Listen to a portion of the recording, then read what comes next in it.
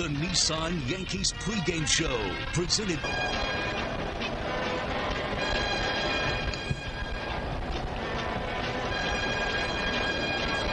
live from Safeco Field in downtown Seattle, Washington. It's New York Yankees baseball. And tonight, on an unbelievably beautiful day in the Northwest, Yankees try to get on the winning ways as they oppose Seattle in the first of this four-game series. Tonight, the Yankees pitch their best, Luis Severino, against another terrific right-hander, King Felix Hernandez. I know I start this way every day, and believe me, it's boring to me too. But the Yankees are a very, very lucky group. They have lost 22 out of 31 games. Isn't that amazing? A team this good, with these many good players, could go 9-22 and still be in the race for first place. Boston lost this afternoon, so as the Yankees take the field, they're two back on the loss side. And you know what? They won't deserve it if they don't start to win their games. Also, they won't get there if they don't win their games. So it's about time for the Yankees to start. They've added Todd Frazier to their starting lineup. They're playing him at third and Chase Headley now at first. They've added David Robertson to a bullpen. And the Yankees, who haven't been hitting a lick, have to start hitting. And maybe they can win some ball games, and maybe it'll start tonight. Well, we welcome you to Safeco Field. First of all, this is as beautiful a ballpark as there is, and today is just a glamorous day in Seattle, about as fresh as it could be as we welcome you to Yankees baseball. Producer engineer is Jack Candy Maldonado. At third, and we're just waiting for the Mariners to come out of the dugout. And we are coming to you live from the Sunoco broadcast booth. Sunoco, save 5 cents on every gallon instantly with your Sunoco Rewards credit card. And here they come, and they are being led out on the field. They were waiting for King Felix, I gather, because he was the first one out. You will have the King's Court down the left field line, all the people in the gold T-shirts with the crown on the front. He's still got it. He doesn't have all the kinds of strikeouts that he did. You heard Joe Girardi said he doesn't throw all that hard anymore. Transition period for him also, just like CC Sabathia from the other side. He's not quite there yet. He is getting hit. He's got an ERA altogether of 4.2, but still, stuff is still good. It's just not as hard as it was, so there's not as much a difference between that fastball and the breaking pitches. He cuts it now more, and but still knows how to pitch.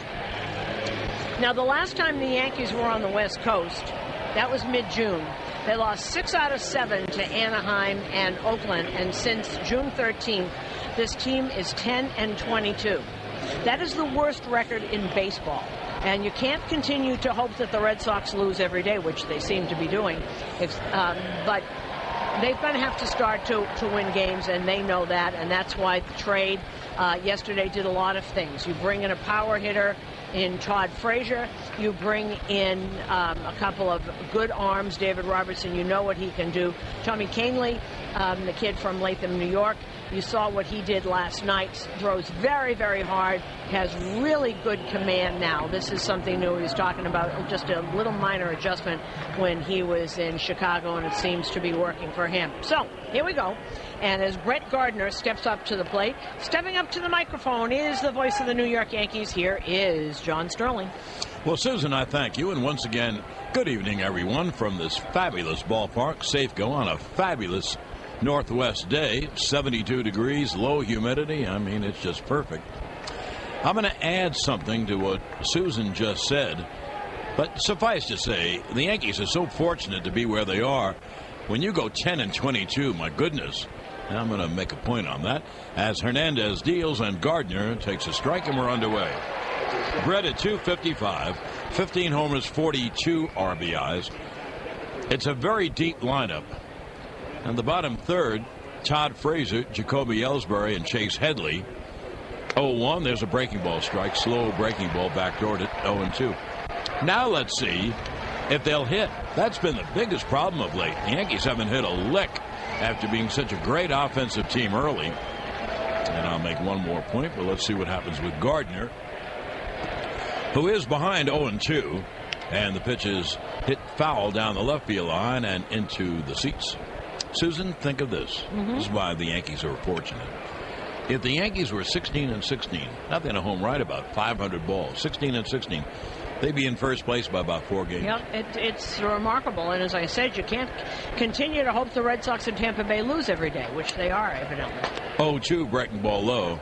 Well, the Yankees, Boston lost today, for those who were listening and didn't know. Red Sox were beaten up in Fenway, and the Yankees, as they begin play, are 2 back on the loss side. 2. And that's after going 10-22. How much worse can you be? Here's the 1-2.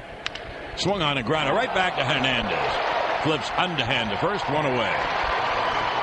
Gardner hit the ball hard. If it gets over Hernandez's glove, it probably is a base hit. He made a leaping grab and then had the easy play at first. And King Felix's first pitch was 92 miles an hour. Choosing the pitcher is important. Your choices matter, too. Drive 25 in New York City, a reminder from the Vision Zero initiative. Now, Gardner had good numbers off King Felix.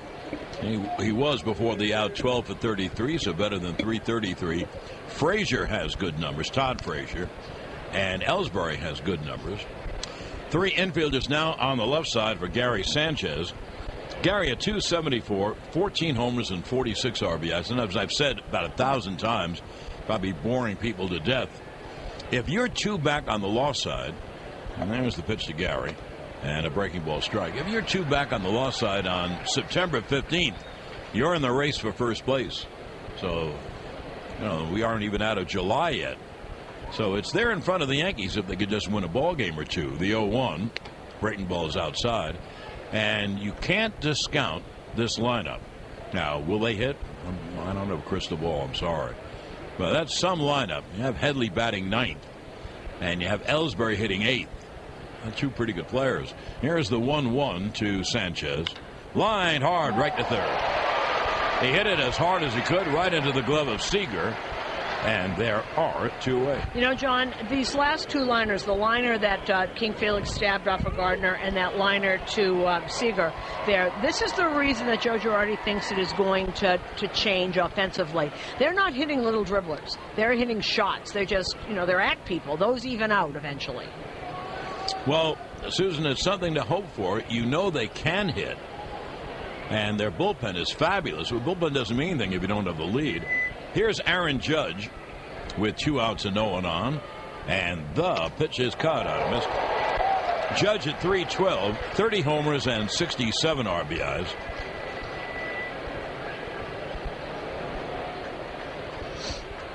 Infield, outfield straight away for Judge. And the pitch cut out and missed. And the count 0-2.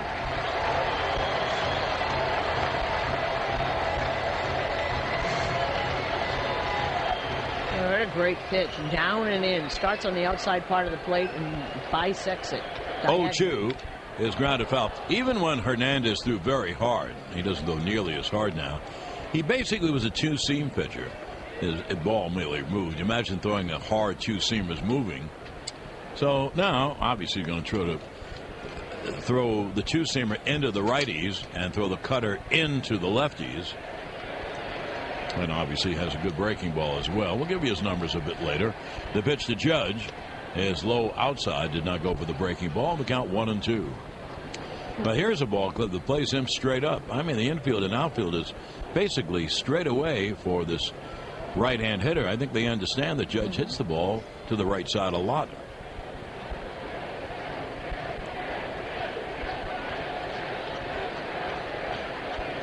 Now here's the 1-2. Pitch low. I'll give you another reason why the Yankees need to get a couple of wins here in Seattle. This is a long road trip. It's the final road trip out west, and the Yankees needed to be able to keep their head above water, let's say. Well, they're 2 back on the loss side.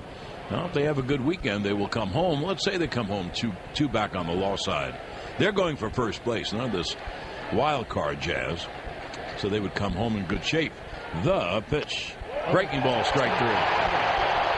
Now the Yankees go down 1-2-3 at the end of a half. Yankees nothing. Seattle coming to bat on the WFAN New York Yankees radio network. Here's a new get a great lease offer during the Ford Summer Sales Event. Sales claim based on 2016 calendar year sales.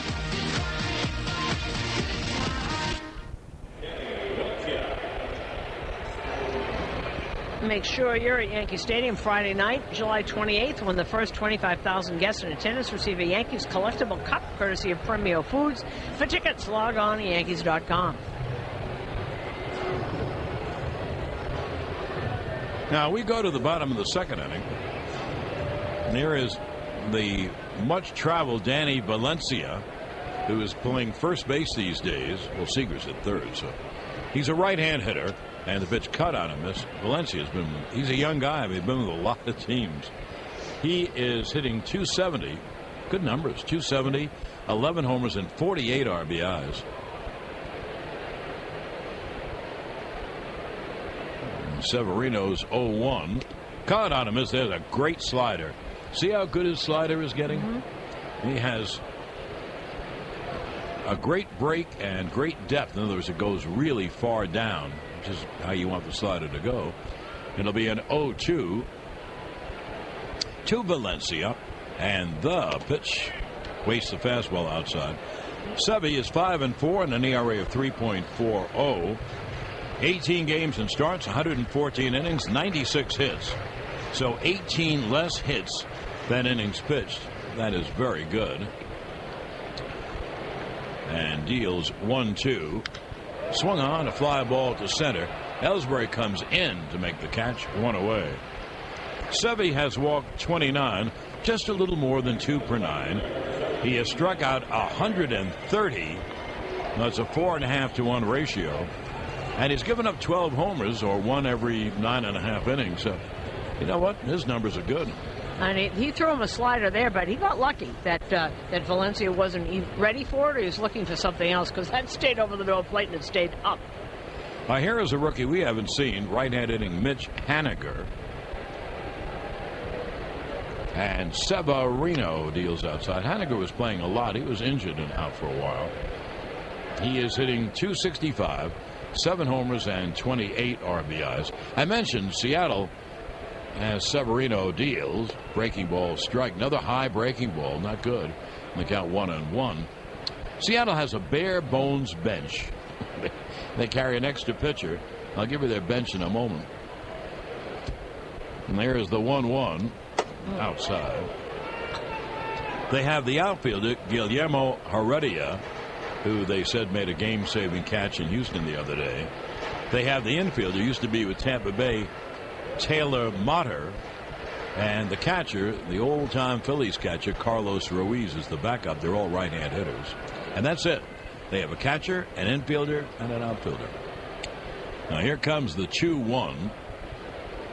And the pitch is lined to right field as a base hit.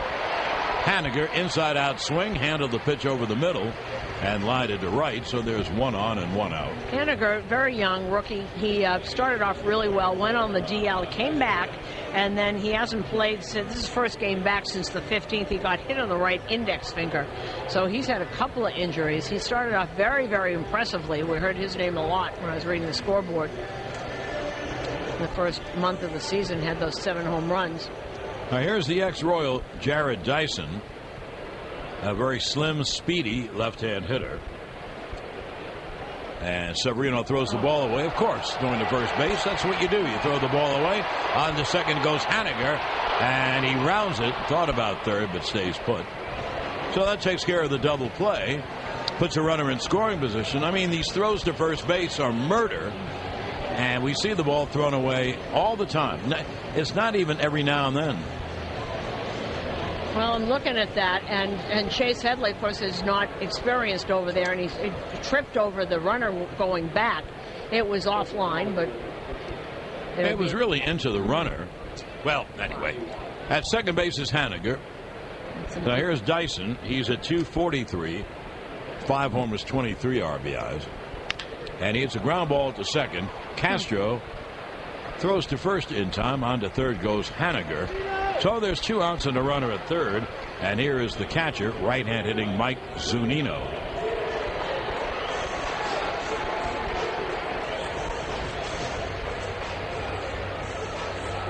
You want to hear a funny thing? That ball, now Dyson's very, very fast, so I don't know if they would have turned 2. But that would be pretty close to a double play anyway, and end the inning. Zunino A right-hand hitter, not a high average hitter, a lot of power. And the pitch caught on and missed. Zunino at 234, but with 13 homers and 40 RBIs. Let's put it this way, there's nothing wrong with this lineup. Also, with Zunino, he's second in the American League in catchers in extra base hits. He gets 26, and as John said, in catching home runs, 13. Pitch. Swung on. A high fly to left center. There is Gardner to make the catch and end the inning. You know, the funny thing, it was a broken bat. He hit it pretty far with a broken bat. No runs, 1 hit, 1 error, which did not hurt, and 1 left. And now at the end of 2, no score. On the WFAN New York Yankees radio network, driven by Jeep. 2-2. Swung on a little bloop to left field. That's going to dunk in for a base hit.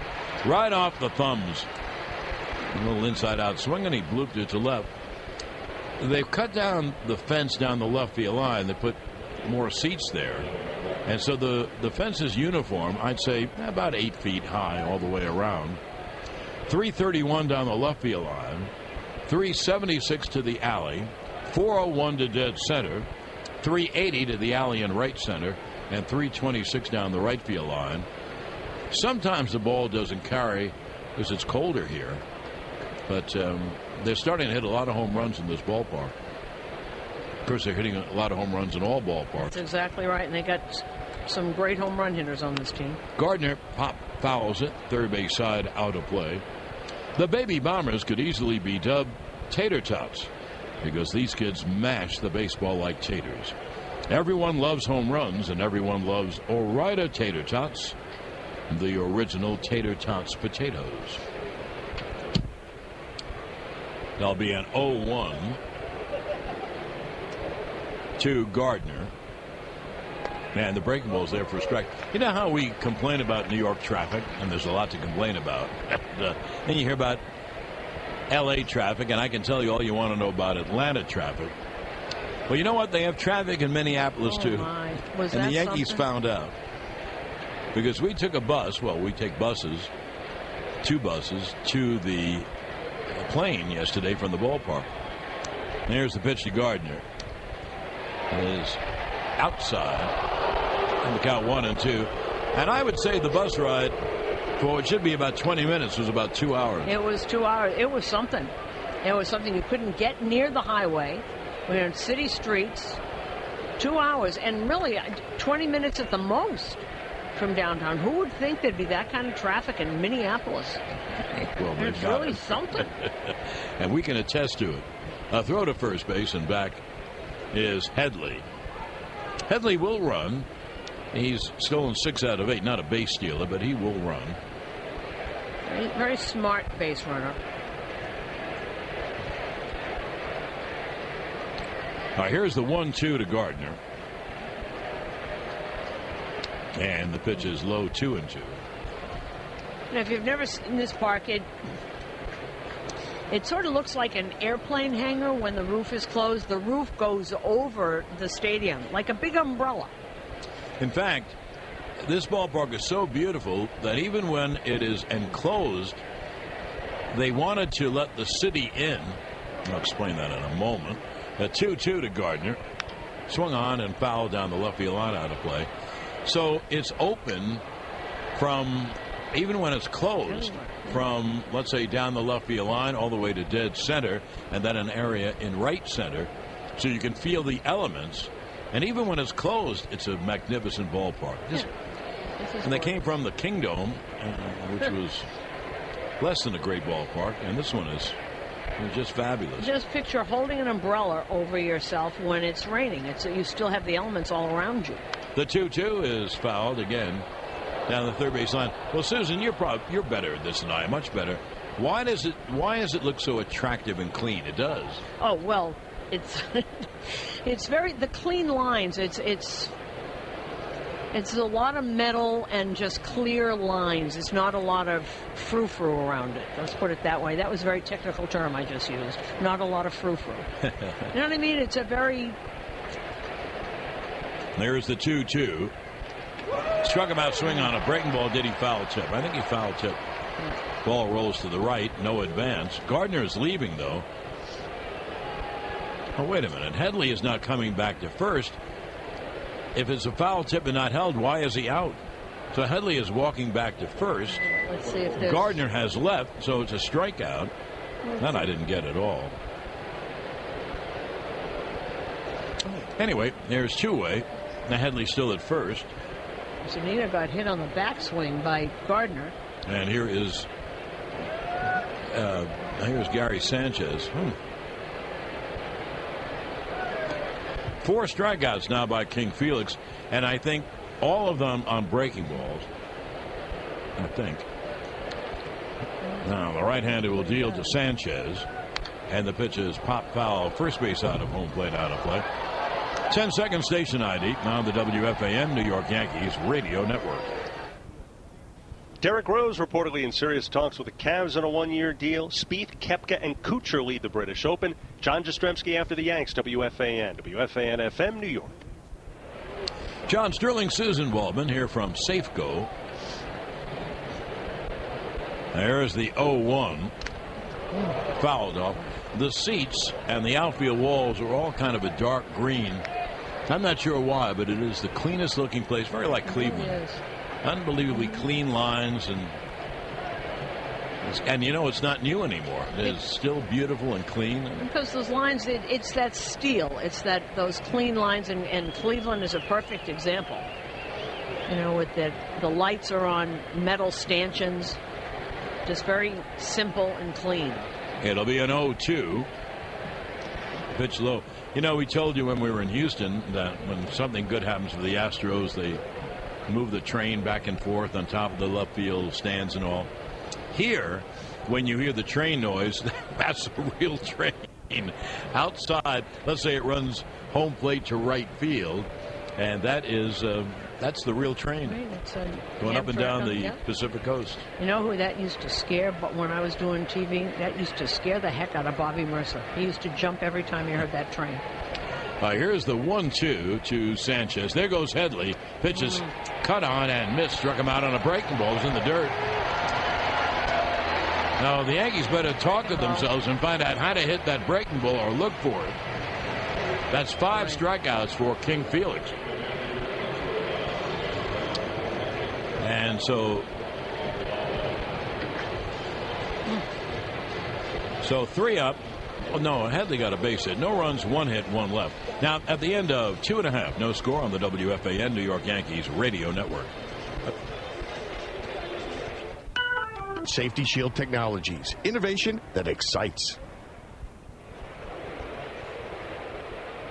We are coming to you live from the Sunoco broadcast booth. Sunoco, save 5 cents on every gallon instantly with your Sunoco Rewards credit card. Top of the order, here's Gene Segura. And he hits a ground ball on the first pitch to short. Didi to field and throw. 1 away. You know, they always say the double play is the pitcher's best friend. I always think first pitch and 1 out on the first pitch of an inning is a pitcher's best friend. You've got 1 of the 3 outs, and you've only thrown 1 measly old pitch. Here's left-hand hitting Ben Gamble. And, you know, if you heard a pregame report, we were talking, Joe Girardi and I were talking about King Felix, and he was talking about that breaking ball. That's how he gets people out now. So if he was telling it to me, that's in the scouting report. The pitch, the strike. Oh, you know it's in the scouting report. They better adapt to it, though, because he's throwing a lot of breaking balls. Gamble hit a ground ball over the bag at third for a double his first time. And the pitch is high outside, and the count 1-1.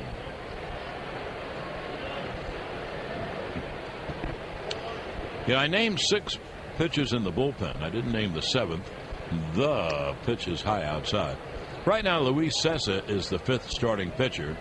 And the guy who pitched so well in Minneapolis, Caleb Smith, the lefty, would be the long man in the bullpen. He stretched out. He could start. There's the 2-1 to Gamble. Cut on him. That's a good fastball by Sevy. So you have the top 6. Boy, they're awfully good. And then Caleb Smith would be the long guy. You know, no job that you have, it's not like a Supreme Court justice. You're there for life. You have to play well, pitch well. The 2-2. Struck him out swinging, blew him away. Fastball up, which it's almost unhittable. His fastball so good. He throws it so easily, too, and they're two-way. And that was a 99-mile-an-hour fastball up. That's almost impossible to hit if it's not over the middle of the plate. Now 2-way, and here's Robbie Cano. Robbie grounded into a force play. What he did is he had a comebacker, and Gamble allowed himself to get trapped off second. So they're 2-way with the bases clear, and the pitch cut out and missed. And the count 0-1. Severino, and imagine if you were in his shoes, he feels he could throw his fastball by anyone, and he can. And he has such an easy motion. And he deals 0-1. Hit on the ground, base hit, left field. Just like Gamble's hit, Gardner throws in. Robbie hit it better. But Frazier was playing way wide at third, and he had a ground ball between Frazier and the bag for a single. And here's Nelson Cruz. And Robbie's so good at that. We saw that stroke a lot. Fastball up around the letters on the outside part of the plate. He doesn't try and swing through it. He just hit it. He has that ability. He had great hands. Great hands, great swing. When Sanchez struck out to win the top of the third, that was the 15th out of the game, brought to you by Geico. 15 minutes could save you 15% or more on your car insurance.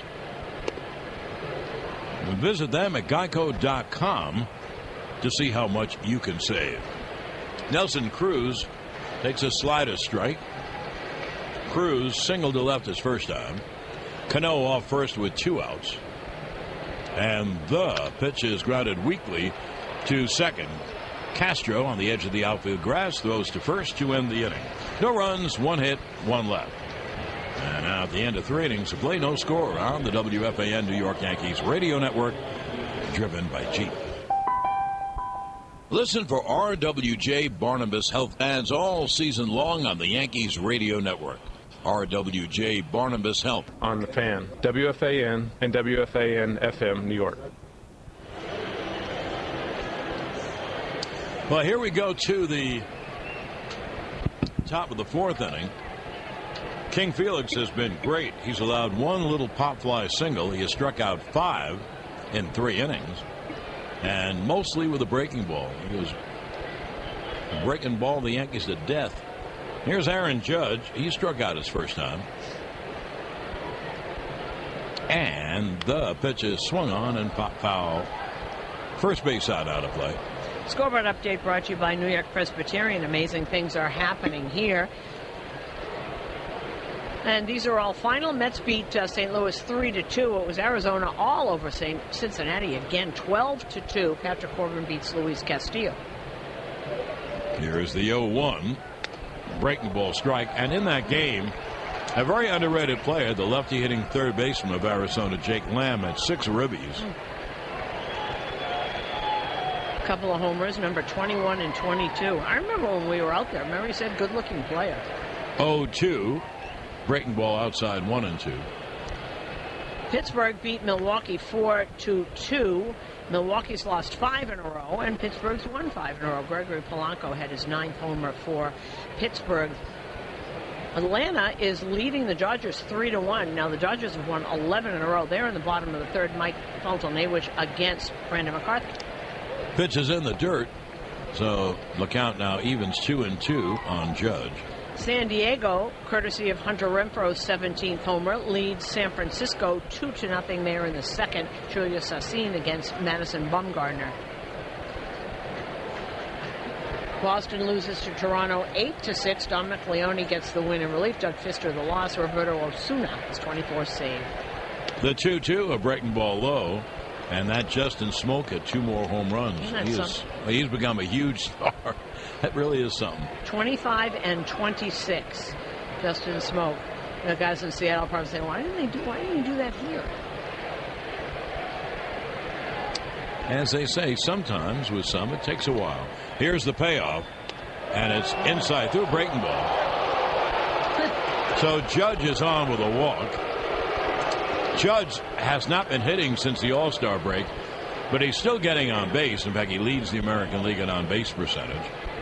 Baltimore came from behind and beat Texas 9-7. Miguel Castro gets the win in relief. Cole Hamels takes the loss. Jonathan Scope, Adam Jones, Mark Trumbo, and Chris Davis all homered. And they're in the bottom of the 7th in Kansas City. Kansas City putting a whooping on Detroit. It is 12-4. They're only in the 7th inning. They knocked Michael Fulmer out in the 3rd. Danny Duffy went five innings, and he is now out of the game. Now here's Matt Holliday, and the pitch outside 1-0. So the Yankees get a leadoff walk. They get a leadoff runner on in the 4th in a scoreless game. And when Susan has her next scoreboard, which should be in the 6th inning, and there's the 1-0. God honest, the scores will not have changed. Well, I guess L.A. Atlanta Still playing, right? Somebody else is still playing. San Diego and San Francisco. The Milwaukee losing streak has really tightened up the NL Central. First of all, there are ebbs and flows in this sport because you play every single day. But in the NL Central, there are 4 teams who are fighting for first. 3 in the AL East. Let's see. Milwaukee would lead Chicago by 1, Pittsburgh by 3, the Cardinals by 4.5. You're 4.5 out at the end of July. You're in the good shape. You're in the division race, no question. Well, it'll be a 1-1 to Holiday. Judge leads off first, and the pitch is grounded toward the shortstop hole. Seager goes to second, one on to first, safe. Holiday just beat the route. Now it's a fielder's choice, and the force out goes 5-4. And Holiday, since he's been back, are they going to look at this? Scott Service has his hand up. He's deciding whether they're going to look at this again. They want to look at it. Yes, they do. They want to replay. You know, I have something I have to change in the way I score a game. I put it down right away, and then I've got to cross it out and make a mess of my scorecard.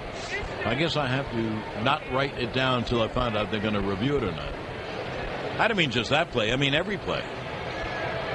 And this replay review is brought to you by Sands Bethlehem. Sands Bethlehem has so much going on. You'll say, deal me in. It's 90 minutes from New York City. Gambling problem? Call 1-800-GAMBLER. You know, Holiday, 3 for 29 before that at-bat. Is that right? Because Judge, before his at-bat, he walked, was 3 for 27. Hey, man, that's not very good. 3 and 4? No. I think he's,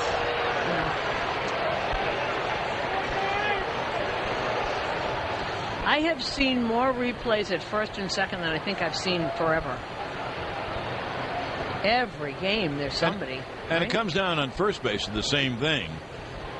Was the ball inside of Valencia's mitt before Holiday's foot hit the bag? It was simultaneous, and they have to choose which. Well, if they can't see it really well, they'll just leave the call. They don't turn it over. They don't overturn the call unless they're really sure.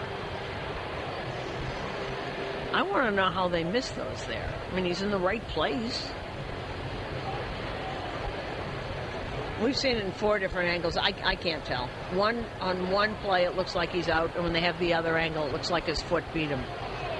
I don't think they're going to overturn this. That's what I would say. Oops, they did.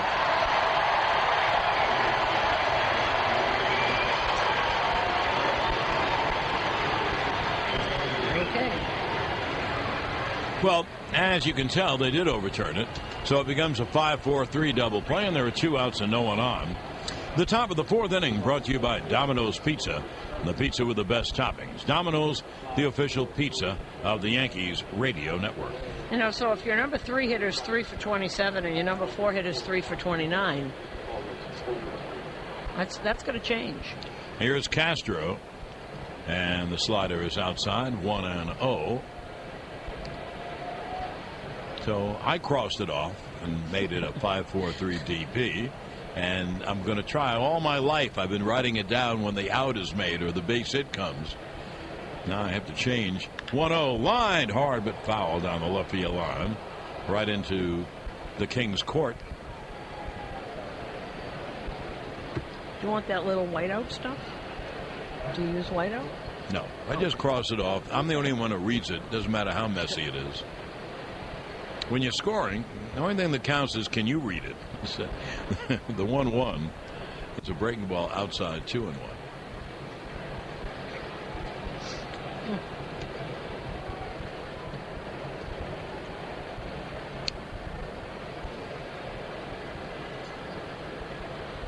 Now the 2-1.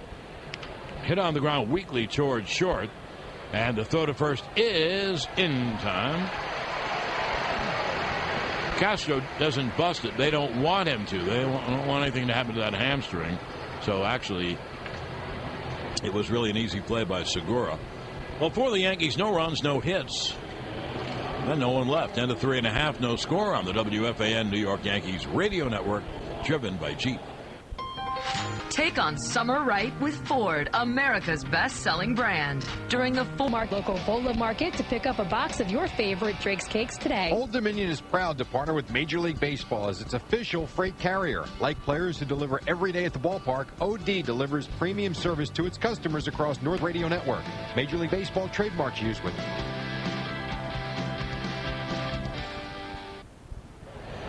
Fourth inning is brought to you by Cars for Kids. Donate your car today and have it picked up tomorrow.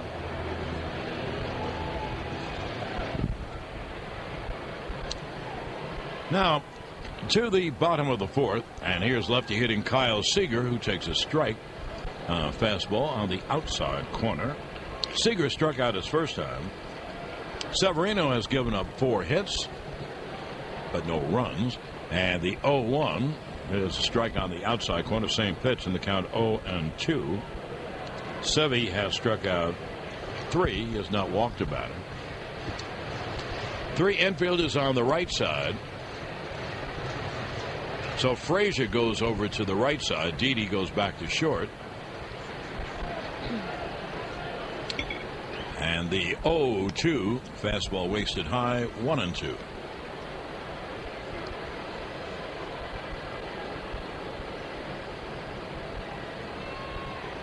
Now the 1-2 hit on the ground over third. Great job of hitting. He tried to do that. It goes toward the left field wall, and on to second goes Seager with a double. He tried to do that. He took advantage of the shift. Didi was playing short, more towards second, and inside out swing. He just hit a ground ball to third. That's all he did. He hit a ground ball to third, but there was no one there. So it went down the left field line. Boy, if I was a pitcher, would that anger me? Whoa! Would that anger me? So there's an inning opening double. Let's see if Seattle can move that runner around and take the lead. And Seager got off to a relatively slow start for him since the All-Star break. He's hitting over 300. 4 RBIs in his last 6 games. You know, Severino just bowed his head. He gave up a ground ball, and there was no one there. So, it would drive me crazy. Here is Valencia, a right-hand hitter, and he lines up base hit to center field. On to third goes Seager, and they're going to hold him up. Throw comes in. So Seattle has first and third, no one out. You know why this is a big rally? Because the Yankees don't score. That's why. They don't score any runs. So if Severino gives up a run, he's behind. It's scoreless right now, but there are first and third and no one out. That was really a nice job of hitting by Valencia. He got the slider as it was breaking.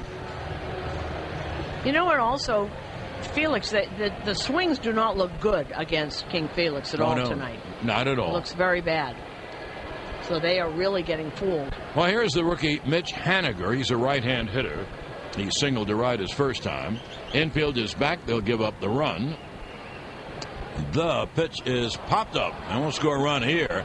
Off first, Headley makes the catch, first base side of the mound, and there's one away. So runners at first and third and one out. Here's Jared Dyson. Now, if you play the infield back, which probably the Yankees would do, so they stop a big inning, you'll never get the double. Well, not never, but it would have to be hit a ground ball right near second where, let's say, Didi steps on the bag and throws to first, because Dyson is so fast. So the Yankees shorten up. They play second and short about halfway. Well, maybe a little back further than halfway. Very tough to double up Jared Dyson. So runners at first and third and one man out. And Severino deals. The pitch is low. Don't miss two Yankee Stadium traditions on Saturday, July 29th. The Yankees take on the Rays. Military Appreciation Day and Camo Cap Day. Festivities begin at approximately 12 noon. For tickets, log on to Yankees.com.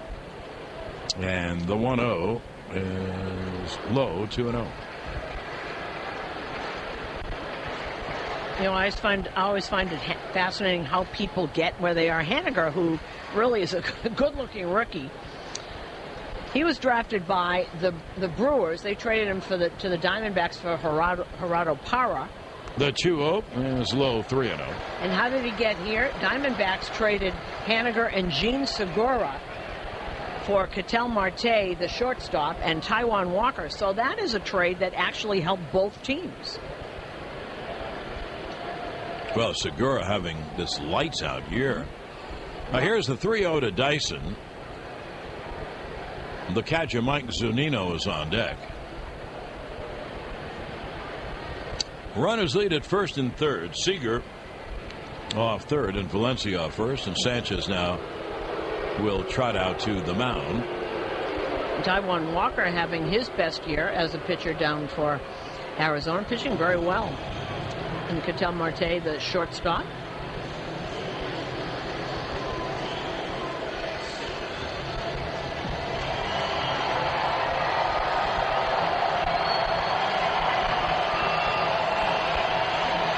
Now, Dyson is not a great hitter anyway, but he has 1 for his last 21.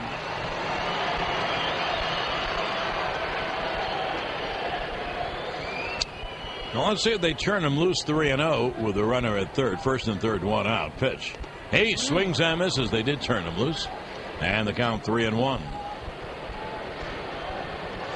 What you're hoping is, well, you're hoping he gets a big base hit, but at least you're hoping he's going to get a pitch he can handle and drive a fly ball to get the run in. So 3-1 to Dyson, a left-hand hitter. And the pitch is swung on. A high pop to shallow center field. Ellsbury in. He makes the catch. Seager just bluffs, and the throw comes in right to home plate, and there are 2 away. So first and third, no one out. Severino got 2 pop-ups, and now if he can get Zunino, he'll get out of the inning without giving up a run. And that was a very accurate throw by Ellsbury. We know he doesn't have the strongest arm in the world. That was a nice throw. And put it right on the money.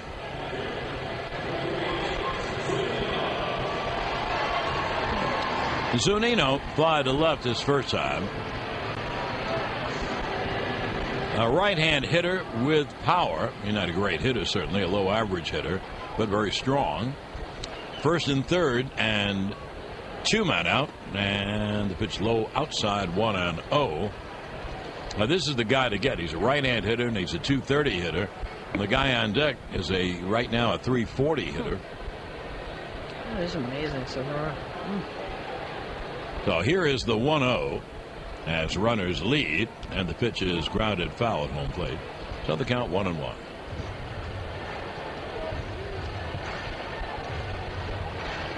Zunino, they were telling me, he would swing and miss, like Aaron Judge used to do. He used to strike out all the time, and they've tried to cut down on his swing, have him be more selective. That's the whole key.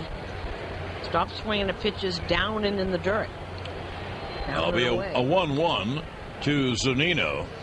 Pitch high. It is a tricky subject, and I think that's the one thing. Don't allow the strike zone to be enlarged. You know, have a good idea, because you don't want to take away his power. Right. But you should try to swing at strikes. It's pretty obvious. And when you swing at one and it's off the plate, a good pitcher will just keep expanding. Just move it a little more out. 2-1 is foul. First base out of play. So Severino, 1 strike away of getting out of a tremendous jam. As I mentioned, I hate to repeat myself. I do, of course, all the time. You're on this many hours, but the reason it was a big jam is because the Yankees don't score any runs. If they had a 4-0 lead, it wouldn't be a big deal to give up a sac fly. So, but it's scoreless. Bottom of the 4th, 2-2 on Zunino. Seager off third and Valencia off first.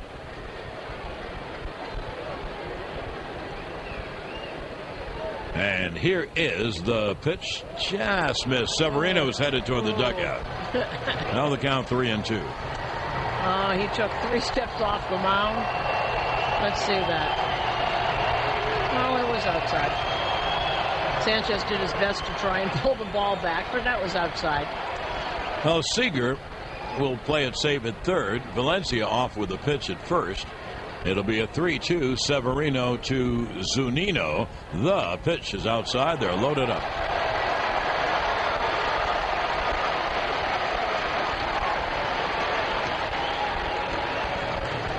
Now, bases loaded and 2 out. Here is Gene Segura, who has struck out and grounded to short.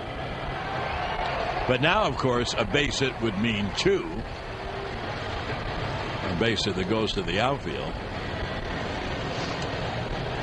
Now Severino walks. Zunino, his first walk of the game. That was the guy to get. Here is a really good hitter. With the bases loaded and 2 out, Segura, a right-hand hitter. And the pitch, strike, fastball. And that fastball was at 99. That's one great ability Severino has now. He can throw upper 90s in the first inning, and he can throw upper 90s in the 7th inning.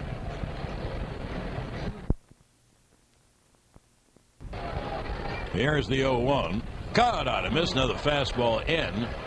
That was 98, and the count 0-2. And Wise throwing him all these fastballs. Great note up on the board that we learned before. Segura hits 348 on off-speed pitches. So he's going right after him with the 99-mile-an-hour fastball. And you know, Susan, I was just thinking, he may waste a pitch, but he's got to go and throw that fastball up again. Bases loaded, 2 men out. It'll be an 0-2 to Segura. And the pitch, half swing and a slider. Did he go? Oh. No. First base umpire Tony Randazzo.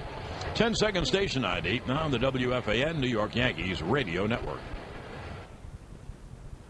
He resigns as Ole Miss football coach over claims he repeatedly called an escort service. Jordan Spieth, Brooks Koepka, Matt Kuchar leading at the British Open. More later, WFAN, WFAN FM, New York.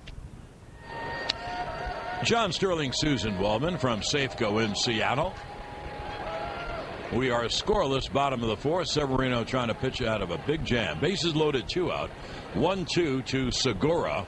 The pitch is swung on and foul, first base side, out of play.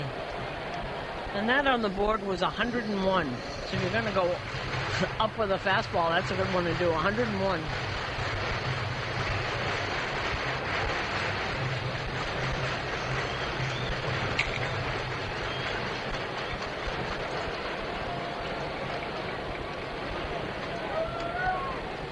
Now, once again, it'll be a 1-2. Swung on. A high pop foul on the weak side. First base side out of play. So the count holds at 1-2.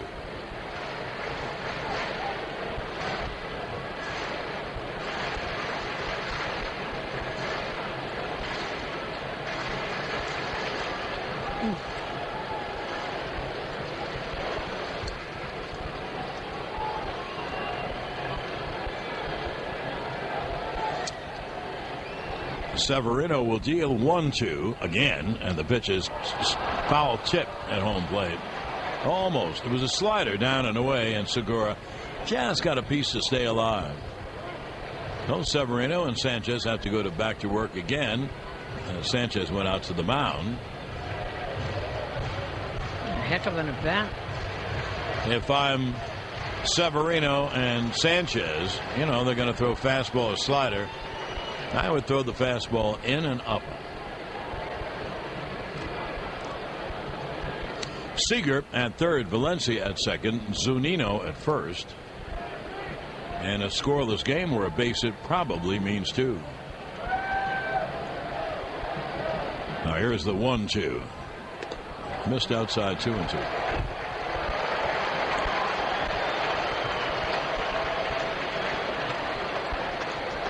No, they clocked that. That was up the outside part of the plate, a little off, 100 miles an hour. Does he come back inside with that fastball? Now here's the 2-2. A ground ball to short. Didi flips to Castro to end the innings. Severino pitched out of first and third and no one out, and Seattle never scored a run. Now it would help Severino if the Yankees would score a run. No runs, 2 hits and 3 left. And now at the end of 4 innings of play, no score. On the WFAN New York Yankees radio network, driven by Jeep. Are you overpaying on your utility bills? How would you know? Agera Energy, an energy market expert for schools in the area. It's simple. Just make your pitch for your school or after-school program to receive a grant for financial literacy. Go to National Bank, BNB, Mini Success Stories, one bank. The Buick Auto Group, and they do it with class. Take it from me. Treat yourself to a visit to lexusofinglewood.com or their showroom on Ingle Street off WFAN and WFAN FM New York.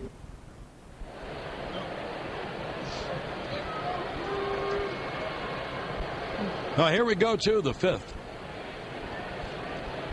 King Felix has been fabulous. The reports of his demise have been exaggerated a lot. Here's Didi.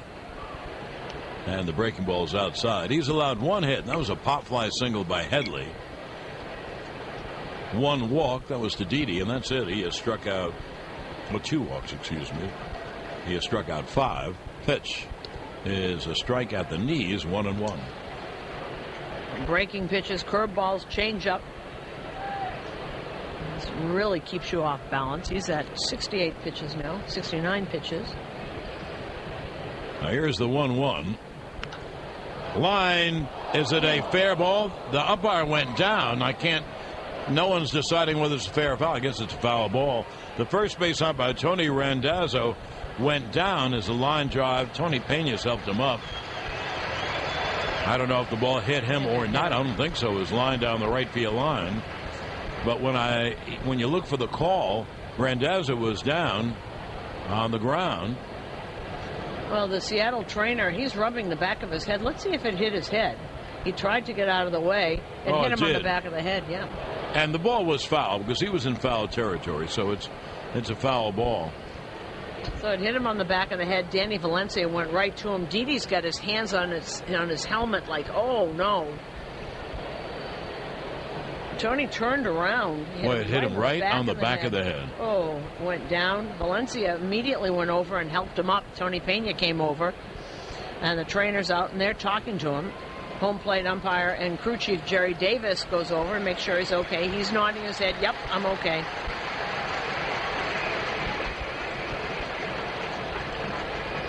These guys are tough. Umpires are really tough. They are tough, absolutely. How about Cedarstrom the other night in that 16-inning game behind the plate?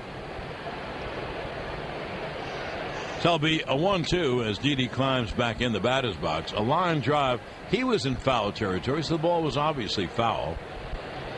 We're on a little bit on the first base side of home plate, so tough angle. Pitch to Didi. Swung on and hit in the air to left center field and deep. On the run. What a catch by Dyson. He stole a double or triple away from Didi. Racing toward left center. At the last moment, he reached out as far as he could on the backhand to make the catch. Wow, what a play.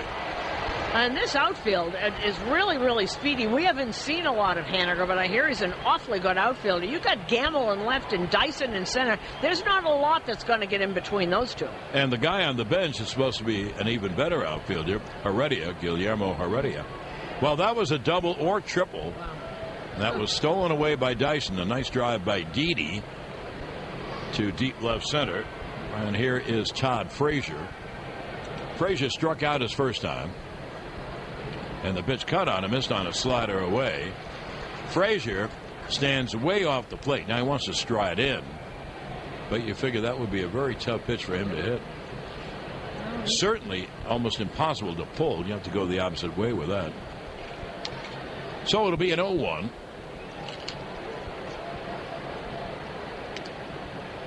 The same pitch is outside, 1-1.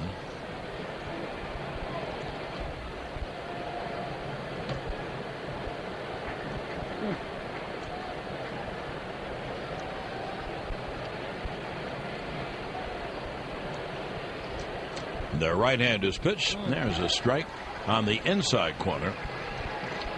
That was a fastball. The count 1-2. Well, the Yankees have done nothing with Heredia. I mean, Didi had a great shot, but other than that, only one little bloop single with one out here in the top of the fifth. And you're right, King Felix's demise has been highly overrated. Pitch is a breaking ball outside, and the count 2-2. You know, it's really the genesis of a new kind of pitcher. Doesn't throw 97, 98. It's sort of like CeCe from the other side. Get to be a certain age, you can't do that anymore. And don't forget, he has a lot of innings under his belt for an awful lot of years. Here's the 2-2, and the breaking ball's inside 3-2, so he runs the count full. The only one that I can remember who threw just as hard at the end of his career, obviously physically blessed, was Nolan Ryan. After throwing about 1 billion pitches in his great career. Well, here's the 3-2 to Frazier. Swung on a high pop to second. Cano on the outfield grass. And now in back of him, Dyson comes in to make the catch. So there are 2 away.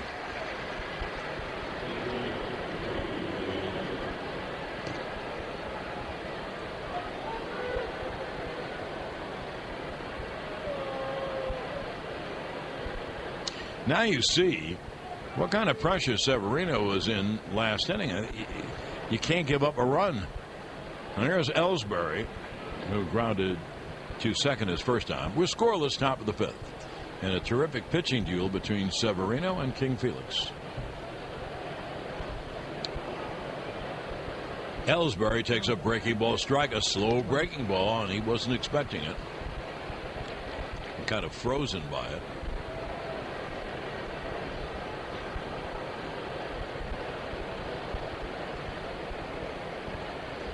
Here's the 0-1. Pitches outside 1-1. That's his fastball, which then was 91. Also, one other thing about Felix, he knows how to pitch. And if he can have command, here's the 1-1 outside. That's not control. Control is not walking people. Command is putting the ball where you want, in and out, up and down. And he can do that. And is doing it. Yep.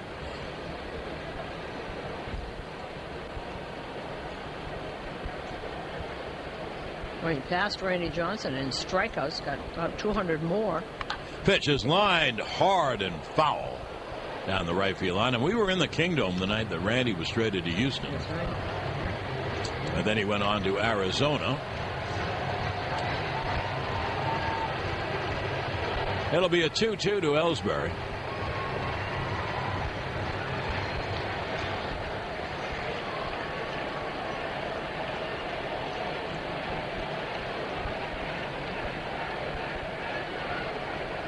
The pitch is swung on and lined toward the gap in left center field. A long run for Gamble, and he makes a running catch. Ellsbury had that one right on the nose, a little too much air under it, and Gamble ran it down in deep left center field. So, the Yankees with all that are down 1-2-3 at the end of 4.5, no score on the WFAN New York Yankees radio network, driven by Jeep. Bill Snopper here, and there's nothing cooler than a summer clearance event at Nielsen, where you'll find cool deals on the hottest new fair trade cocoa. New Tate's brownie fins are just like the crispy edges of your favorite homemade brownie. Yum! New brownie fins from Tate's Bake Shop. Irresistibly crispy, deeply delicious. Come on out to the stadium when the Yanks take on the Rays Thursday, July 27th for replica batting practice pullover.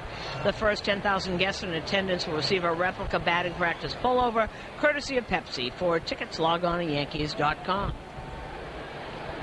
Now, here we go to the bottom of the fifth inning, scoreless. Here's Ben Gamble, a left-hand hitter, and he hits a ground ball to first on one pitch. And Headley will take it himself, and there's one away, and boy, does that help Severino, or any pitcher, get an out on 8 pitch. Well, he's doing very well. He's up to 67 pitches here in the fifth inning with one out in the fifth. Now here's Cano. I wrote this down at the beginning of the game, before the beginning of the game. I didn't ever mention it. In the loss column now in the American League East, the Red Sox are at 43. And the Yankees and Tampa are at 45, which for the Yankees is amazing. The pitch to Cano, foul back after all the losing they have done. My goodness. They're 10-22 in their last 32. And they're, as they say, knocking on the door. Cano has grounded out and single. Well, he's 1 for 2. This is a 4-game series, Thursday through Sunday. Severino's 0-1 is fouled down the left field line, 0-2.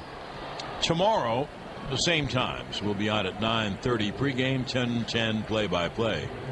Saturday is an hour earlier, so I would gather we're on the air at 8:30 and 9:10 play-by-play. When you look up at the board, the Yankees have 1 hit. And that's a bloop. Yeah. Pitch. Swung on and line to left center field. There's a Robbie Cano hit. Yep. Cut off by Gardner, who fires back in. Those great hands, that great inside-out swing, and he lined it to left center.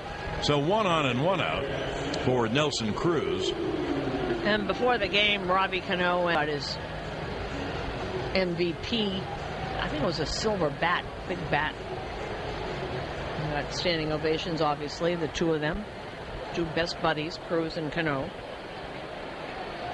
So there's a runner at first with 1 out. And here is Cruz. Pretty potent 3-4 batter, isn't it? And the pitch is low, 1-0. It's an ideal batting order. I mean, Segura and Gamble are way over 300, and then you have Cano, Cruz, and Seager, and Valencia. Very good. Valencia is having a really good year. Started to hit home runs as of late, as 11. Cruz has singled and grounded out. And the pitch is a slider outside, 2-0. Now, Sunday is a day game, the final game of the road trip. Now, I'm going to venture the time, and then Jack will tell me if I'm wrong. And there is the 2-0. Swung on and grounded foul outside of third. I would say if it's a 110 game out here, we would be on at 3:30 and 4:10 play-by-play. He says yes. What a guy. What a guy. 2-1 on Cruz with Cano at first and 1 out. Scoreless, bottom of the 5th. And the 2-1 is pop foul, first base side out of play. 2-2. You know what I keep forgetting about out here?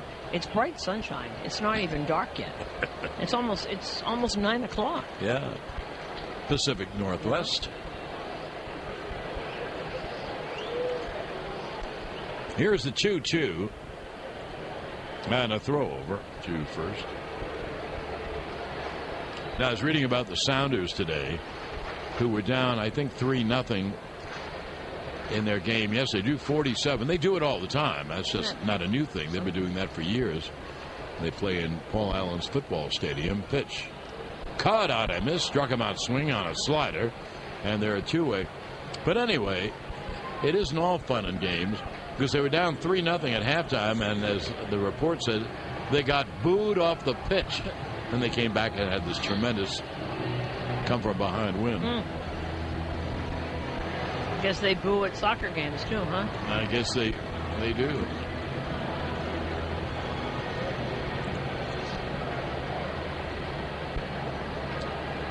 That's the 4th strikeout for Louis. And here is the lefty hitting Seager, who takes outside 1-0. There will be a very familiar face to Yankee fans joining the Seattle Mariners tomorrow, and that is pitcher David Phelps that Jerry DiPoto went and got from Miami. He can fill a myriad of roles. They have had people coming up and down their pitchers more than the Yankees. Now here's the 1-0 to Seager. Swung on and drilled to right field, right at Judge. Judge caught it about a step in front of the track. A solid line drive, but right at his chest. No runs, 1 hit, 1 left. And at the end of 5 innings of play, no score on the WFAN New York Yankees radio network. Visit your tri-state. Well, we go to the top of the 6th inning. No score. Great pitching duel between Felix Hernandez and Luis Severino. The Yankees have one hit. You know, it tells you that, as they do in football or so, about territorial advantage means nothing in baseball. Because the Yankees, as Susan have not only do they have one hit by this fella Chase Headley, pitch is outside, but it was a bloop, a little bloop to left field. That's it. That's the sum total of the Yankee offense against King Felix tonight. But they're even as we hit the 6th inning. The pitch is a strike. This next pitch will be Hernandez 85th.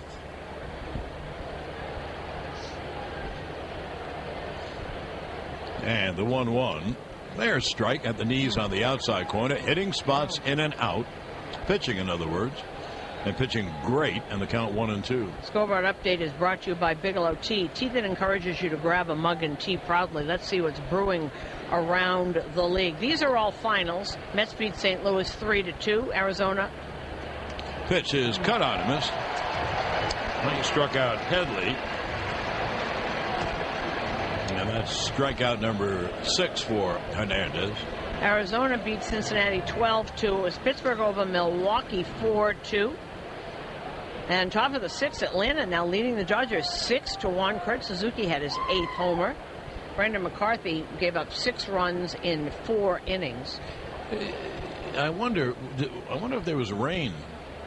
That game is still going on, and in Atlanta, it's 7 minutes before midnight. Yeah, I think they started in rain. No, they're in L.A. Oh, well, that's different. Yeah. The pitch is outside. The count 1-0 to Gardner. Oh, I didn't know that. Well, it would be a long rain delay if it was in Atlanta.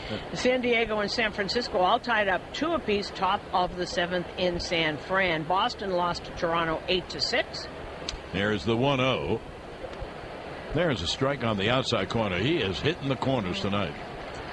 And Baltimore came from behind and beat Texas 9-7. Jonathan Scope, Adam Jones, Mark Trumbo, and Chris Davis all had homers. And in the top of the 9th, Kansas City, just, as I said, putting a whooping on Detroit. It is now 16-4 as Detroit bats in the top of the 9th. Pitch is low. The count 2-1. I like Kansas City in that game. Yeah. When you can't come up with 9 runs to tie or whatever it is. You know what's interesting about King Felix, and it's well known he loves pitching against the Yankees. He thinks it's his. 2-1. Swung on and driven to deep right. That ball is high. It is far. It is gone. It's a Gardy party. Brett Gardner drills one deep in the right field seats. Gardy goes yardy, and the Yankees take a 1-0 lead. You know what's so amazing, and that is Gardner's 16th homer in the season. But you don't think about him being a home runner. You got all these power hitters here. That was a fastball. It was over the middle of the plate. He just missed with that one. It was a 91-mile-an-hour fastball, and it hit the middle of the plate. Now the Yankees have their lead, 1-0. Gardner's 16th, as Susan said, 43rd RBI. And here is Gary Sanchez. And that was the Lepolis Electric first blast of the game with that first home run. The power's on. Make sure. Pitch is inside. Make sure the power in your home is always on with a generator installed by Lepolis Electric. That was good idea. Yep. Well, Gardner supplied a lot of power there as he homers to give the Yankees the lead. Here is the 1-0. Cut on a ground of foul. You know, if Gardner has any kind of a finish, you're going to hit 20 home runs this year, and you really don't expect that. No, you got so many guys, and you just acquired a guy who hits home runs, and you got so many home run hitters. You don't think of Gardner, but that's 16. That's a lot. It's as many as Matt Holliday. That'll be a 1-1 to Sanchez, who has lined out to third and struck out, and the 1-1 is foul. First base side out of play. The count 1-2. So I was telling you that David Phelps is coming from he'll be here tomorrow. They needed to shore up that bullpen, and he can do an awful lot of things. And John tells me that he was traded for one Lucas Schiraldi. Oh. And I said, Calvin's son? How can he have a son? He's 23 and 23 years old. 1-2. Cut on and miss. Sanchez strikes out. Well, when you think about it, we remember Calvin Girardi in the World Series against the Mets in '86. Well, man, I'm sorry, it's 31 years ago. So we have the sons of Steve Bedrosian and Lance McCullers and now Girardi. And he's 23 years old, and the picture I found, he looks just like his father. Exactly like his dad. Yep. But that's 31 years ago, and Lucas is 23. So there are two away, and here is Judge. And he swings and misses, strike one. I don't know, but I bet he went to Texas like his dad in Austin, Texas. Yeah.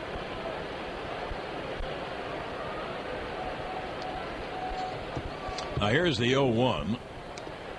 And the breaking ball downstairs. Judge has struck out and walked.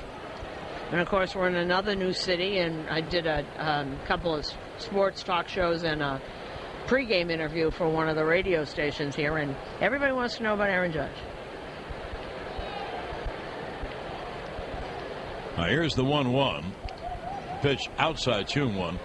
Well, not is he on the edge of stardom and all, but a lot of people were really captured by the home run hitting contest. They had heard about it, then they really saw him. Oh, boy. Well, it'll be a 2-1 to Judge. Breaking ball, strike 2-2. Oh, it was a beauty. It really just froze him.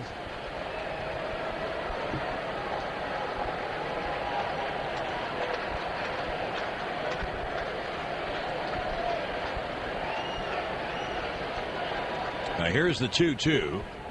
High, strike 3 call. It was, let's say, letter high.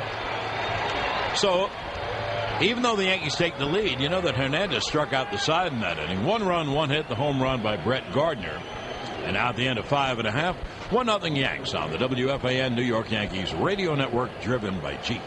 Geico brings you bottom of the 6th inning, Yankees nursing a 1-0 lead. On that Gardner home run. Here is Valencia to lead off the bottom of the 6th. And the pitch is high. Well, the Yankees have a little 1-0 lead. And if Severino can go an inning or two, then we'll see the great end of the Yankee bullpen. Here is the 1-0. And there's a breaking ball strike. Valencia has flied out and singled. Recovery Room Health Update is sponsored by New York Presbyterian. Amazing things are happening here. Aaron Hicks about 2 to 3 weeks from getting back into the lineup. Brian Cashman said that today. 1-1 is outside 2-1. On Mike Francesa's show here in New York, WFAN.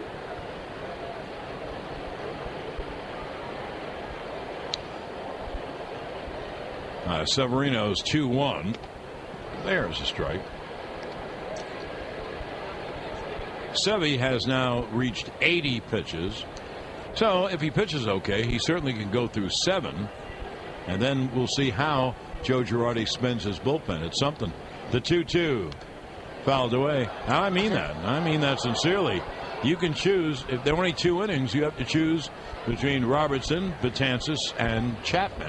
And he is going to choose. He's not. There's not going to be any specific role here. Good. That's good. You should bring in the guy who you think will get him out that inning. Now here's the 2-2.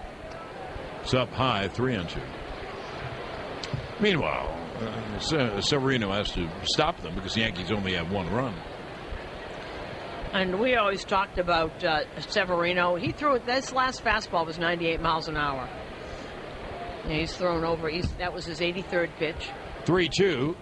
Swung on a high fly to left. Gardner toward the line, is there to make the catch, and there's 1 away. And that is something we all talk about Severino, is that beginning he throws 98, middle he throws 98, and his last inning he'll be throwing 98. Let's take 10-second station ID on the WFAN New York Yankees radio network. Derrick Rose close to a deal with the Cavs, while Hugh Freeze is out at head coach at Ole Miss. More after the game with John Jastrzemski on WFAN and WFAN FM New York. John Sterling, Susan Waldman here at Safeco in Seattle. 1-0 Yanks. Bottom of the sixth, 1 out, and Mitch Haniger swings and misses at a high fastball, and that fastball at 99. Haniger has singled to right and popped up. Severino got out of a first and third no-out situation in the fifth. Pitch is hit on one hop. Headley made a great pick. To the bag he goes. Hey, if you can make the pick at third, you can make the pick at first, and he did. Actually, when he pitched out at first and third, no out is in the fourth inning. So now there are 2 outs, and here is Jared Dyson. Following in the game, stay tuned for the Agera Energy New York Yankees postgame show. Agera Energy. Energy to power your world. Visit agerafan.com for a hassle-free quote. You know, I forgot to ask him today whose glove he's using. He doesn't have a first baseman's glove. The pitch a strike. Well, I mean, if we release it on the air, he'll be inundated with first baseman gloves. No, he said I better get my own. We were talking to him last night. He said he usually brings one to spring training, and then by the end of spring training gives it away. 0-1 is low, and the count is 1-1 on Dyson. And how this happened, Joe said that Headley came into the office when they made the trade for Frazier, and they talked about him moving to first base, and Headley said, anything you want me to do, I want to win. If it's best for the team for me to play there, if that's what you think, I'll be there. 1-1 is grounded to second, and Castro, a little flip to first to end the inning, a very easy 1-2-3. We have played 6 in Seattle. 1-0 Yanks on the WFAN New York Yankees radio network, driven by Jeep. Why Wish on Star 1019 FM, WFAN, New York. Calling all players. Empire City Casino's Lucky Sevens contestant tonight is Henry Kane. Henry will win $7,777 if the Yankees score exactly 7 runs in the 7th inning of today's game. Feeling lucky? Visit WFAN.com/lucky for your chance to score big. Empire City Casino, game on. Well, we go to the top of the 7th inning. Yankees have a 1-0 lead on a home run by Gardner. King Felix has been fabulous tonight. The only other hit he gave up was a pop fly single by Headley.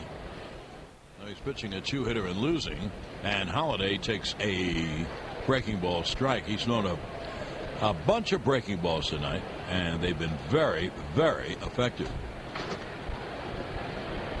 It'll be Holiday, Castro, and Didi here in the 7th inning. Yanks with a 1-0 lead on Gardner's 16th. The pitch is cut on and missed. Count 0-2.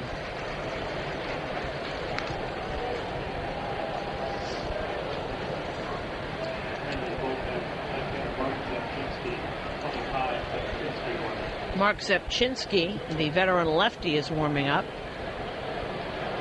for Seattle. Now here's the 0-2.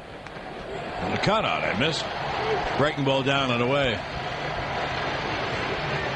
That's the 3rd straight strikeout for King Felix and his 9th of the game.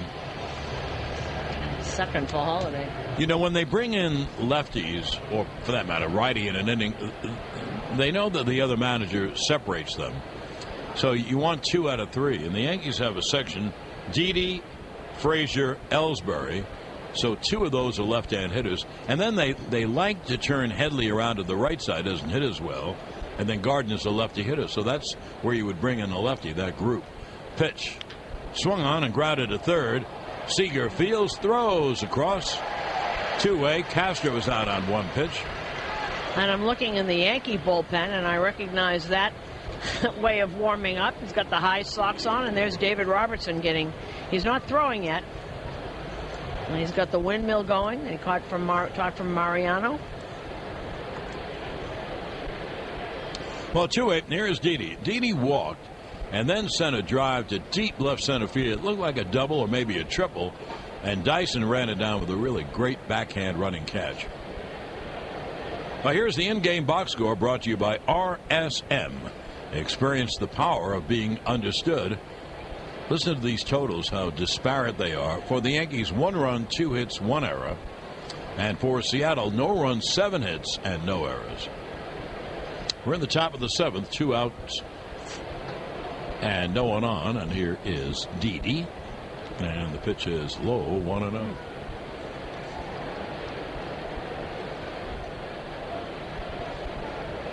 Felix already has 104 pitches. So you figure this is his last inning, and then they probably bring in a lefty with all the lefty hitters do. Pitch is a breaking ball outside, 2-0. Where did we first see Zepchinski? As he's warming up, we've seen him in a couple of uniforms. Oh, many uniforms. Many. But I can't think. Have Toronto? left arm. Yes. Toronto, the first one? Yes.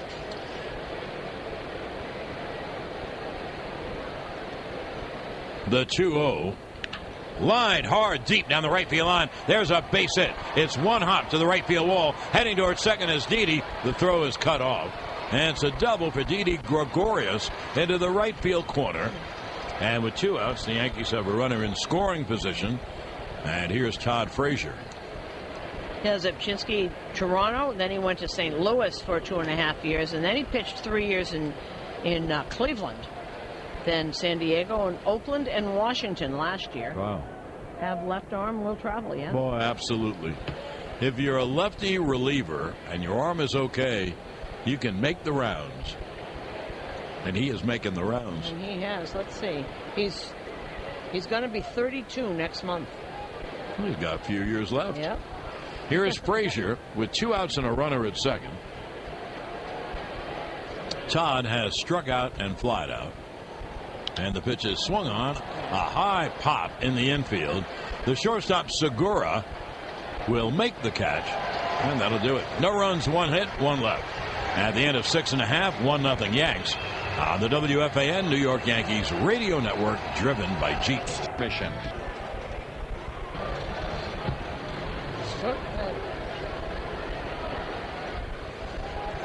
Well, Severino comes out with the bottom of the 7th. Mike Zunino takes a pitch inside. 3 infielders on the left side. Luis trying to protect a 1-0 lead, courtesy of a Gardner home run. David Robertson is up in the bullpen. And here is the 1-0. Caught on a miss through it by him upstairs at 100. That's what we meant. He can throw a great fastball in the first inning and a great fastball in the 7th inning, and there's living proof. There's the 1-1. Strike fastball outside corner.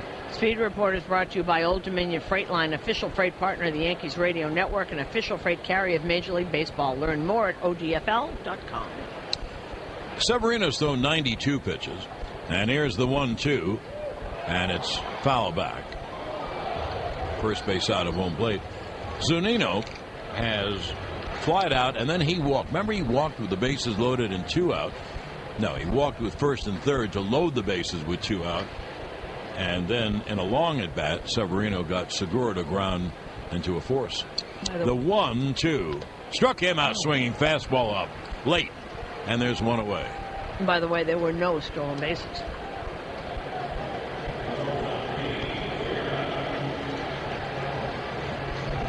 Fifth strikeout for Severino. Severino 5 strikeouts and 1 walk. Oh, he's pitching great again. He only has a 1-0 lead. And here is Segura, who lines a base hit up the middle. Good thing for the Yankees didn't do it last time, or 2 runs would have scored. So there's a 1-out single, and that will bring up the left-hand hitting Ben Gamble.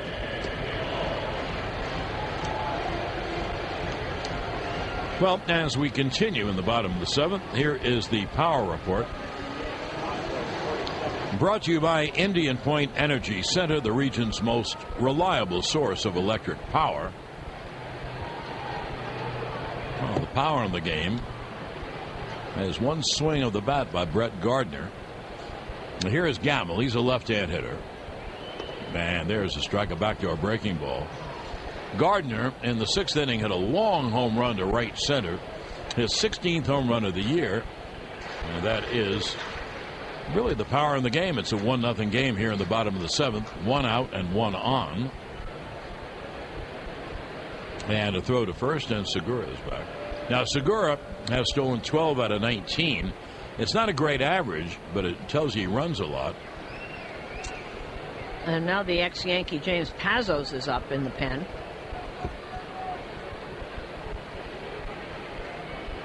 Here's the 0-1 to Gamble.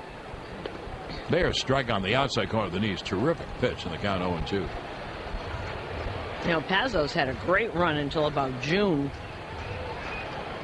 ERA of 1.33. Lately, he's had a rough stretch since the end of June. Got a little more ERA, almost 12. Now here's the 0-2. Strike 3 at the knees on the outside. Tough pitch to hit. You can't cover both sides. So they're a two-way, and now here is Robbie Cano. Great pitch, and that's the second time he's gotten Gamble.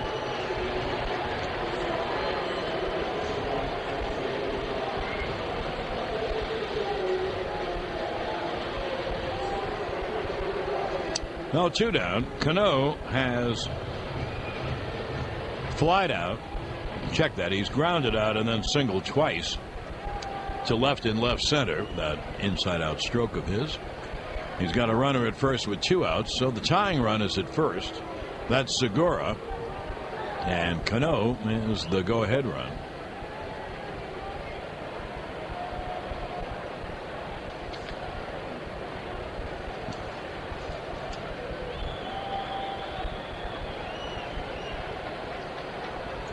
Severino deals. There's a strike. He threw a breaking ball and backdoored it. You know, the slider isn't exactly soft. That's 90 miles an hour. He's got a great arm. The runner at first, Segura, the tying run with 2 men out, bottom of the 7th. There'll be an 0-1 to Robbie. And the pitch is swung on, a fly ball to right. Not deep. Judge is there, and Judge makes the catch to end the inning.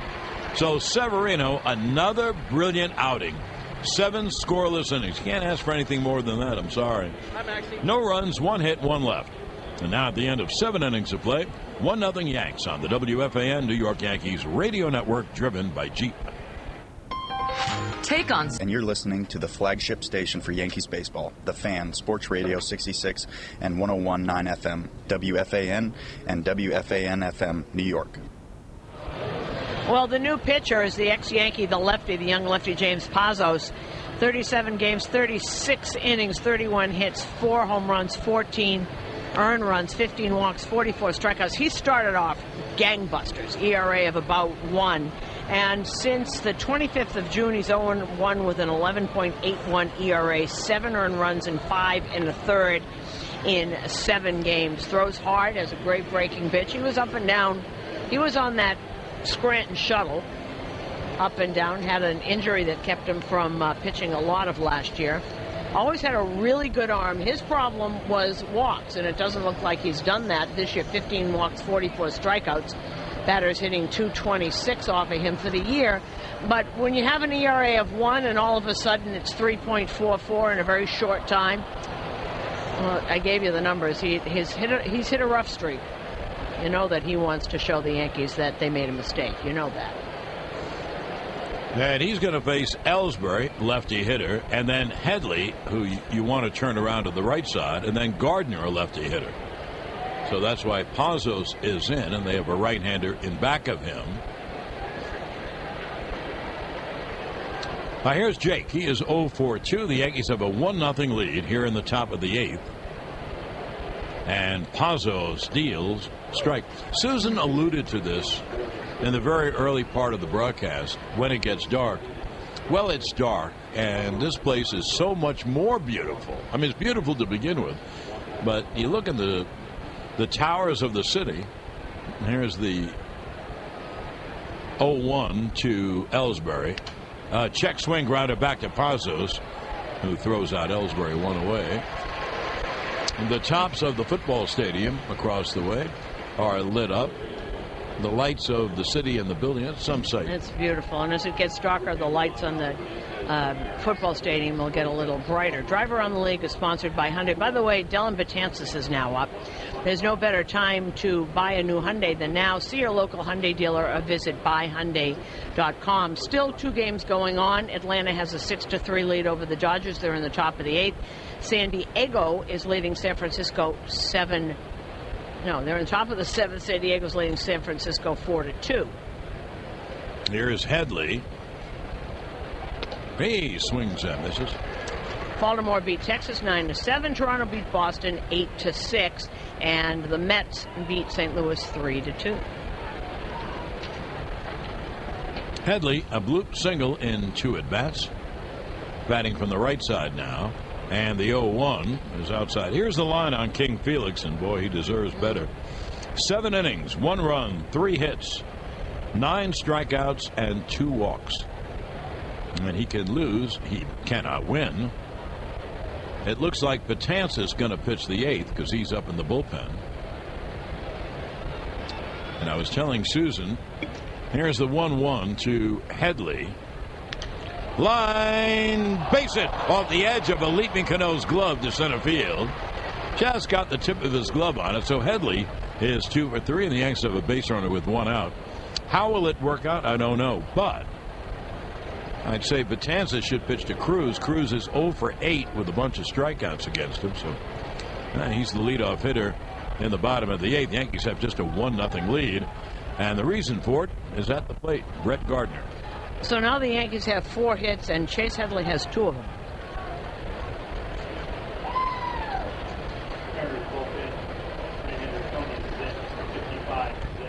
Tony Zick is warming up for Seattle.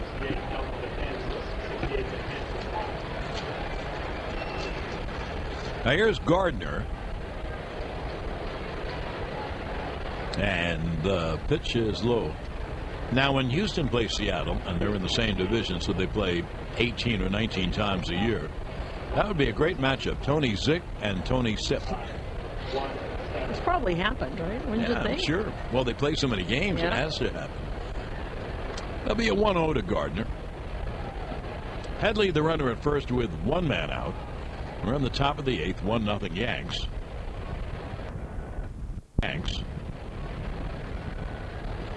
And the lefty deals. Well, there's a strike, 1-1.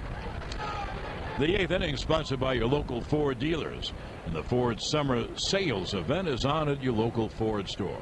You can get big savings on the exciting lineup of Ford vehicles. Go to buyfordnow.com. Here's the 1-1. A ground ball to short.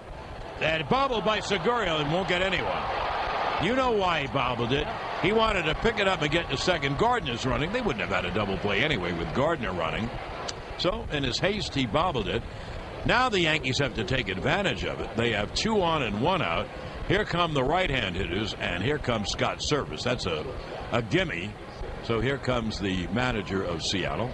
And this call of the bullpen is brought to you by Cash. That pitching change also brought to you by your Tri-State Ford dealers. Oh, the new pitcher is Tony Zick. So they've got Mark Zipchinski and Tony Zick. He's held opponents scoreless in 24 of 32 appearances, and he has not allowed more than 1 run in any game. I can see the look on Segura's face right now. Everybody standing and talking except Segura, who's just wandering around after making that mistake. And John's right. All he did was take his eye off the ball.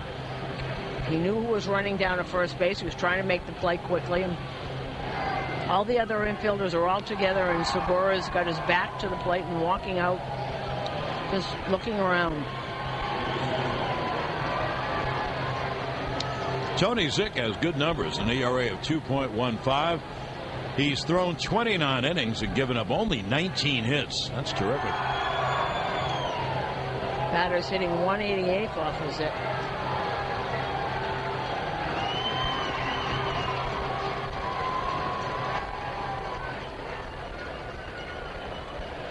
Here's Gary Sanchez, the first batter that Zick will face. They bring in the right-handed because Sanchez, Judge, Holiday, and Castro are all right-hand hitters.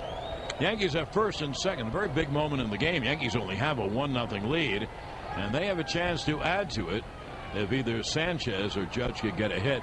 Let's take 10-second station ID on the WFAN New York Yankees radio network.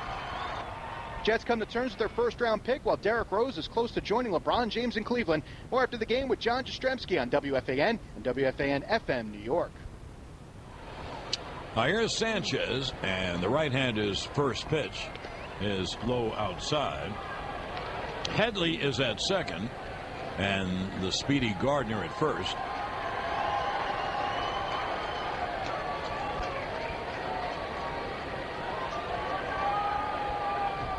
Here's the 0-1 to Gary. And the pitch is foul, first base side.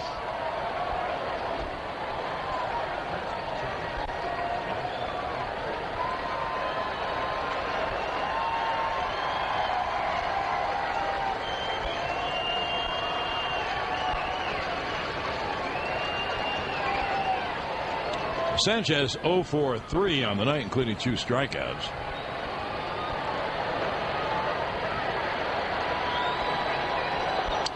Runners lead first and second, 1 out. And here's the 0-2. Breaking balls inside, 1-2.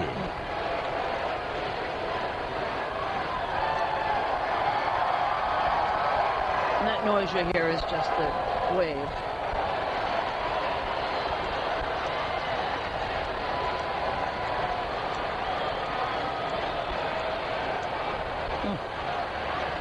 Now the 1-2. Half swing and a breaking ball. Did he go? Did he go? I guess not. No, the count 2-2. I looked down at the first base umpire, Tony Randazzo. He didn't do anything. No, Sanchez gets to see another pitch. Runners lead first and second, 1 out, top of the 8th, 1-0 Yankees.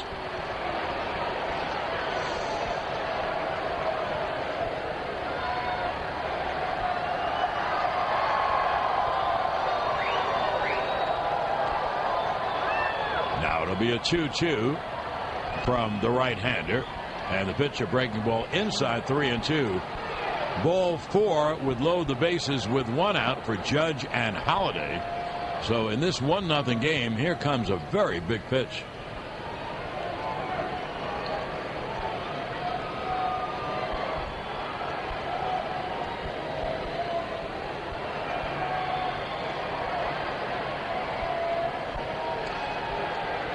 Here it comes, the payoff pitch to Sanchez. Breaking ball, low, ball 4 there, loaded up. Well, the Yankees have an unbelievable opportunity. A base hit would score 2, a fly ball would get the second run in, and here's Aaron Judge with the bases loaded and 1 man out. There's a couple of strikeouts tonight. He walked in the 4th.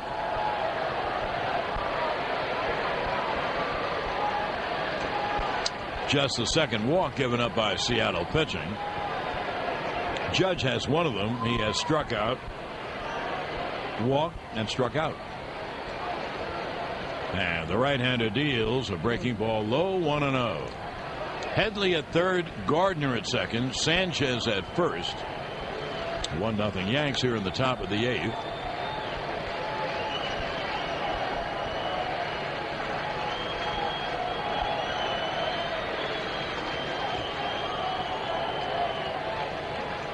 Here's the 1-0.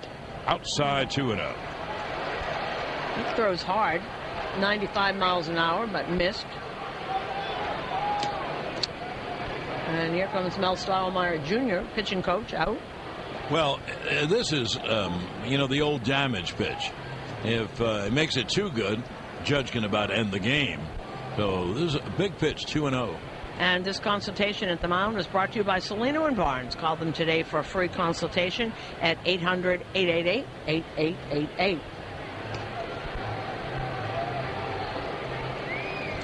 Now the count 2-0 on Judge. The bases are loaded, 1 out. Here on the top of the 8th, the Yankees on a Gardner Sixth inning home run, have a 1-0 lead.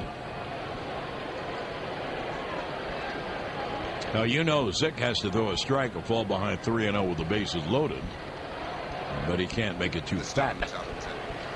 Now, here is the 2-0 to Judge. Swung on and line to right field. There's a base hit. One run has scored. Gardner is held up. No, Gardner was held up at the last moment by Joe Espada, and they almost caught Sanchez off second. They threw back, but he got back. So it's a base hit and an RBI for Judge, and the Yankees take a 2-0 lead. And that was a fastball. It was up. And he didn't take a big, long swing. He just went right with that pitch up on the outside part of the plate, just went right with it. And that was a very good hold by Espada. Haneke's got a great arm. Yeah, and it was a line drive on one hop to right field, so he had no chance. So Gardner at third, Sanchez at second, Judge at first. For Judge, his 68th RBI. Yanks have a 2-0 lead. Here's Holiday. And the pitch is low outside, 1-0.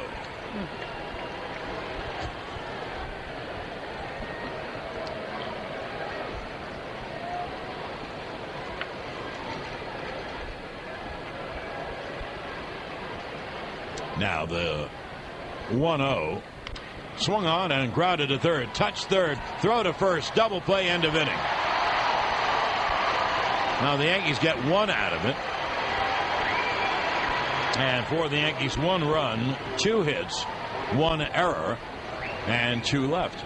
And now at the end of 7.5, 2-0 Yanks on the WFAN New York Yankees radio network, driven by Jeep. Foxwoods result. Well, the new pitcher for the Yanks is Dellin Betances. And today's game attendance is brought to you by Columbia Bank, serving New Jersey for 90 years. Today's attendance is 35,175. So the Yankees bring in Dellin Betances to pitch the 8th. Now, I think that's the way Girardi ought to go. No one's going to ask me, of course, but yeah, I think you have to look at the situation. Who's up? If you want to bring in Robertson or Betances or Chapman, they're all great pitchers. So this is the time to bring in Betances. As I mentioned, I looked up on the matchup sheet we have, and Cruz is 0 for 8 with, I think, 3 or 4 strikeouts. So here's Betances. I'll give you Severino's line. Terrific, of course. 2-0 Yanks in the 8th pitch. Swung on, a high fly to right, not deep. Judge in to make the catch, and there is one away. Severino goes 7 innings, no runs, 8 hits, 6 strikeouts, and 1 walk. And you look at Severino's last 2 starts. He went 7 innings in Boston, gave up a run. The shame of him, and he gave up no runs in 7 innings against Seattle. 1 away. Here's Kyle Seager. Well, maybe he'll actually get a win up, but he hasn't won a game since June 10th. A lot of no decisions in there. And you know what? The Yankees have won very few games since then. You know, that's really true. Here's Seager. Pitch inside. Look, if the Yankees win this game, we've been down this road so many times. If the Yankees win this game, they're 2 out on the loss side. We're not even out of July yet. And that would be escaping all those losses. Here is the 1-0 to the lefty hitting Seager. And the pitch inside, 2-0.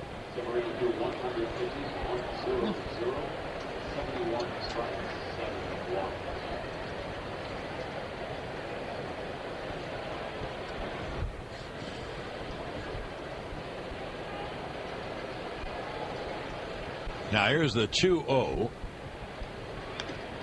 The pitch is high, way high, out of the strike zone, 3-0.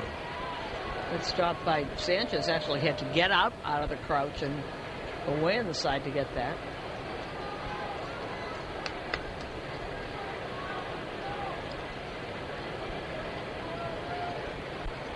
Now here's the 3-0 to Seager. There's a strike. Fastball strike. Fastball at 97.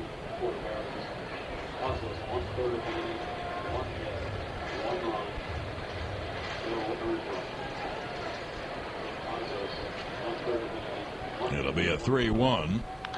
Grounded foul off first. 3-2. Tanza seems to be throwing a lot more breaking pitches earlier in the count. I think that was something that Larry talked to him about. He was just doing that off-speed, and if he didn't get the first pitch over, he was behind when he was having his struggles. He seems to be going a lot more to the fastball early. Here's the 3-2. And the pitch went actually behind Seager. I bet they're going to call it a hit by pitch. I don't know if it hit his foot or not. It went back to the backstop. That's on a 3-2 pitch. How could you miss that badly on a 3-2 pitch? Let's see. Let's look at it, Susan. See if it hit him. Hit him on the front heel. Yeah, the heel. So that's not a walk. Big deal. What's the difference? It would have been ball 4 anyway. Now David Robertson's getting up in a hurry. Hey, here's the tying run coming up. The Yankees only have a 2-0 lead.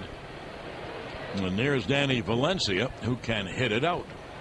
He's a right-hand hitter. And Betances deals, and the pitch low outside, 1-0.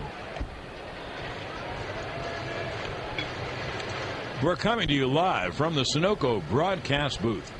Sunoco save 5 cents in every gallon instantly with your Sunoco Rewards credit card. So Robertson is up and throwing in the bullpen. Pitch. Caught on and missed on the slider. And he was about 5 feet away from that pitch. MLB.com at bat, your #1 mobile app for live Yankee baseball. Stay connected with a customized experience. Get Yankees home screen icons and app features, as well as game day, live day video, and more. Download MLB.com at bat today. Here's the 1-1. Pitch low on the count, 2-1, low and outside. Well, Betances, if it wasn't called a hit batsman, would have walked Seager. Now he's behind 2-1. That's been a big problem with both Betances and Chapman. Yep. They have really fallen behind hitters. There'll be a 2-1. There's a strike. There's a fastball on the inside corner at 99. And the count 2-2. And it's funny, it's kind of opposite problems. Larry Rothschild's trying to get Chapman to use his fastball less and use his slider more. And the opposite with Betances. Use his breaking pitch a little less and go early in the count to that fastball. Here's the 2-2. Grounded to in the hole, first base hole to right field for a base hit. He just reached out, put his bat on the ball. Good job of hitting by Valencia. And Seattle has first and second with 1 man out. So the tying runs are on. And here is the go-ahead run. Right-hand hitting Mitch Haniger. And John described that perfectly. And you use the 99-mile-an-hour fastball. He just reached out and touched it with his bat and used the power of the 99-mile-an-hour pitch. Of course, all that counts is if you give up runs or not. But, Susan, we are seeing Betances and Chapman basically never have a clean inning. Right. No, they're struggling, both of them, mightily.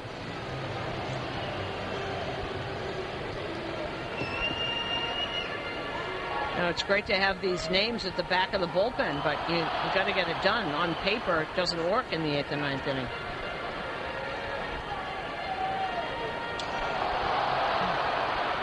So the tying runs are on with 1 man out in the bottom of the 8th.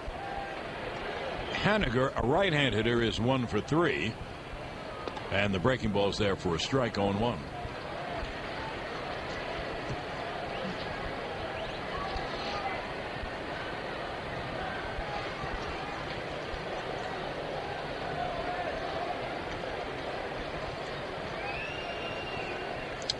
Runners lead off first and second. It'll be an 0-1. First, Betances bluffs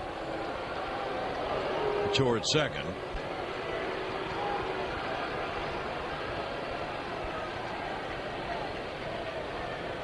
And Haniger, 1 for 3 tonight, has 7 home runs on the year.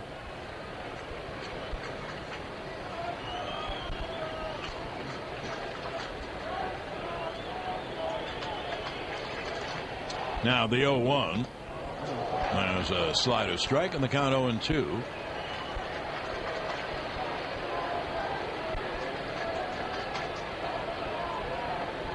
You know, I just saw that pitch again.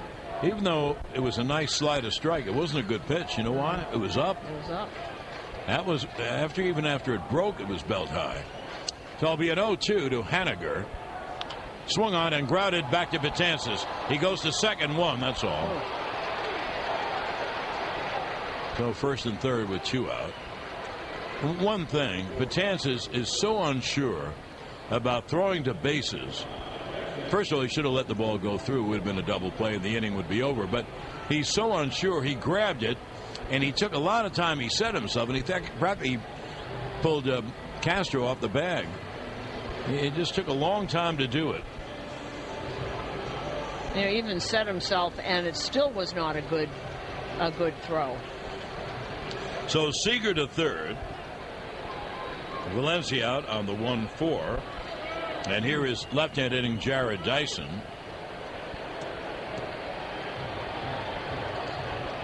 You know what they're going to look at?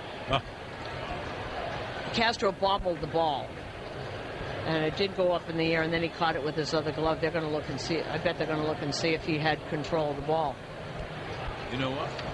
I just saw the replay. He's going to be safe. Yep. Betances is going to have the bases loaded, 1 out. He did juggle the ball.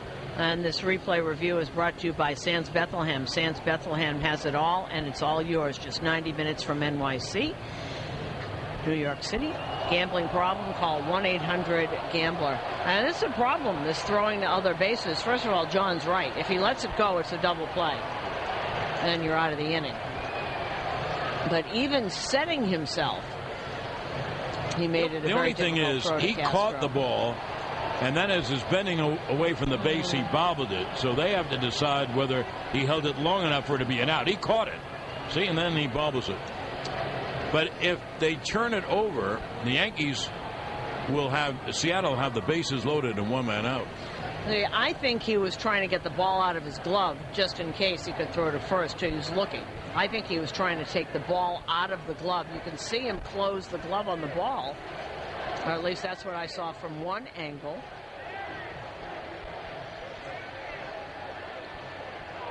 And he's out.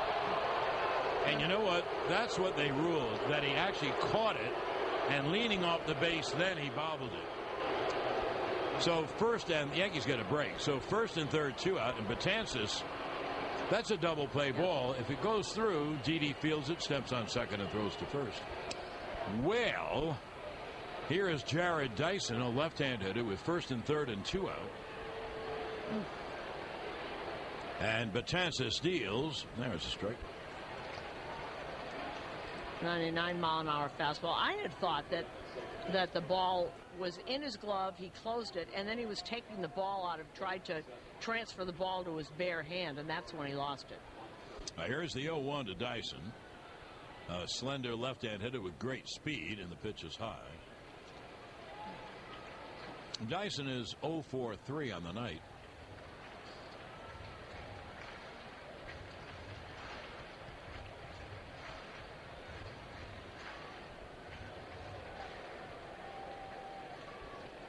Seager off third, Haniger off first. There goes the runner, and the pitch is foul back. So they sent Haniger.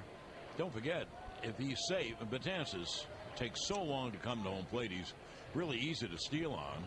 And then a single would tie the game. So, however, Betances now is ahead of Dyson 1 and 2. So he ought to forget about both base runners, and if he gets Dyson out, it doesn't matter if they run around the bases till they're tired. And he's 1 strike away from getting out of the inning. Now here's the 1-2 from Betances. Struck him out swinging, slider down and in. No runs, 1 hit, 2 left. And now the end of 8, 2-0 Yanks on the WFAN New York Yankees radio network, driven by Jeep. Will be Beach Day in Carton, mornings from 6 to 10 on The Fan. Pitching. Well, now we go to the top of the 9th inning. Seattle has a new pitcher, a tall right-hander. That's Max Posey. He just got up today, and he'll probably be going back down tomorrow when David Phelps gets here. Max Posey. big tall guy. He is. He really is. Let's see about Max. He just got here, actually. His last name is Poyse, Max Poyse. It's a V, I think.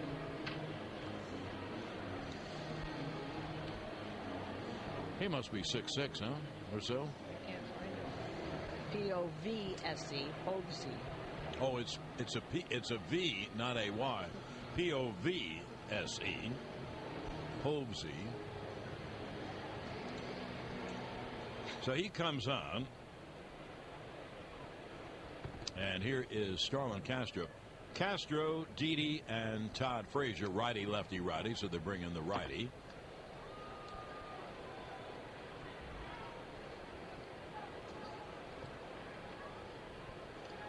And Castro takes a fastball high, 1-0. Can't find Max Povse.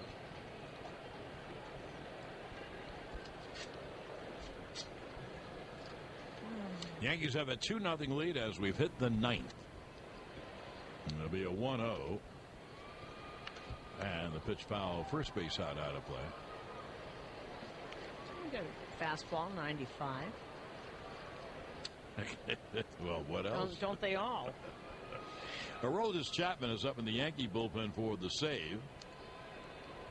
He's nowhere, Max Povse. Here's the 1-1. Pitch is inside, and the count 2-1. Well, he's 6'5", 6'6" anyway. He's a big guy. Castro 0-for-3 on the night. The Yankees, who need this win and many others so badly. Pitch. Foul back. Haven't exactly knocked the cover off the ball. Headley a pop fly single and a legit single, and Gardner a home run, and those are the 3 Yankee hits. And Judge, of course, had a base hit to drive in a run last inning. There he is.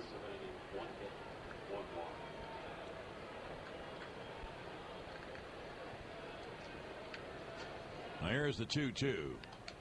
A breaking ball popped up foul first base side, and Valencia reaches in. And he made the catch. Nice play. He reached in about a row to make the grab, 1 down. And Valencia has always been a really good fielder. He's a third baseman, actually, but he's not playing third base on this team. So he looks at the stands and has to actually fight a guy who wants to try and take it out of his hands, but he just goes and he gets it. Really nice play. So there's 1 away, and that will bring up Didi, who has walked, robbed of a double in left center. Terrific catch by Dyson, and then ripped a double down the right field line. So Didi's had a good night. Well, we found Max Povse. He's 6'8". Oh. 23 years old. The pitch is cut on him. Missed.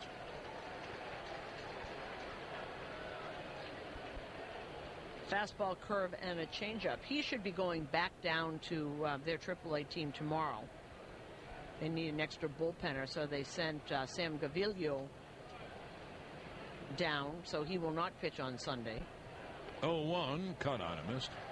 Giovanni Gallardo will pitch instead.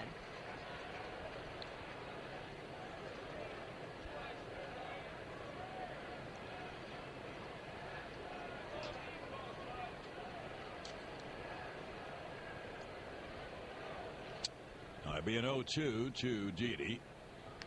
And the pitch high, 1-2. Now, following the game, stay tuned for the Agera Energy New York Yankees post-game show. Agera Energy, energy to power your world. Visit agerafan.com for a hassle-free quote. Here's the 1-2. Low and away. So 2-2. 1 out, no one on. We're in the top of the ninth. The Yankees have a 2-0 lead.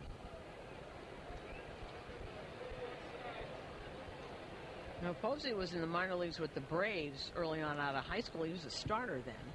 2-2, just missed outside, 3-2. You know, 6'8", 96-mile-an-hour fastball. If he's got any other pitches, he could be tough at some point, because 6'8" with that fastball looks like it's right on top of you. 3-2 is foul back.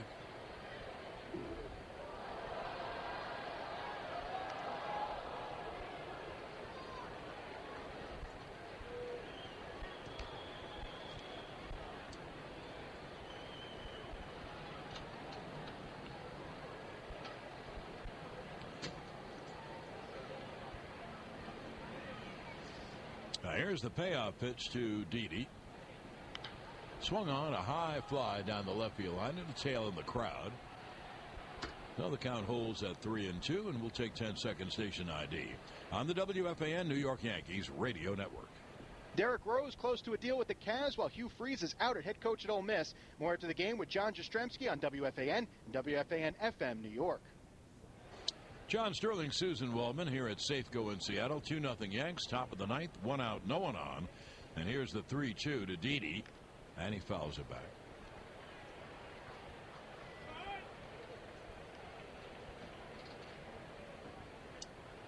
So I mentioned about the Aguirre Energy post game, and if we're fortunate, Susan will have a star of the game. We haven't had a lot of them lately. I know. So the last time we had one of these long streaks, Joe Espada said to me, "Where you been?" Here's the payoff to Didi, and it's fouled off again, so the count holds at 3-2.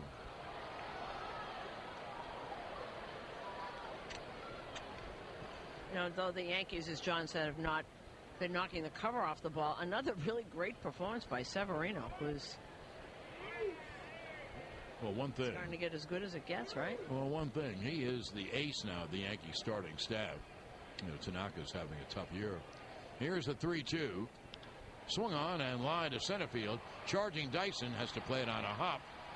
So Didi, without the great catch by Dyson, he would have had 3 hits tonight. And a walk. He has 2 hits.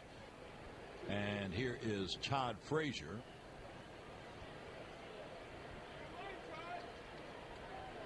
You look at the name, Susan. Why doesn't this team hit? I don't know. No, their names are terrific. And you know what? You figure they will start. Well, you hope they'll start, but you figure they will.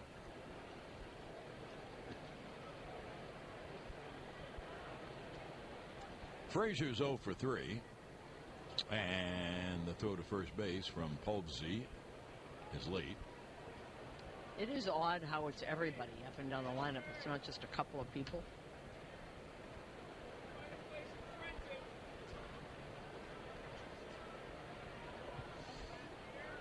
Now the right-hander will deal. The fastball is high, 1-0. That was 95. 95 now is like a common occurrence. It's really amazing how many pitchers can throw so hard. Does that lead to injuries? Who knows? A lot of injuries, though. There's the 1-0 to Frazier. And the pitch outside, 2-0. Well, everybody throwing what they call max effort and been doing it since they're 17, 18 years old.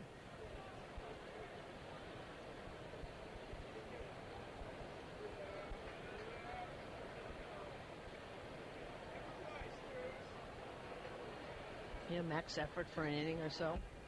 You can get somebody else to do it if you get hurt. The 2-0 is inside, 3-0.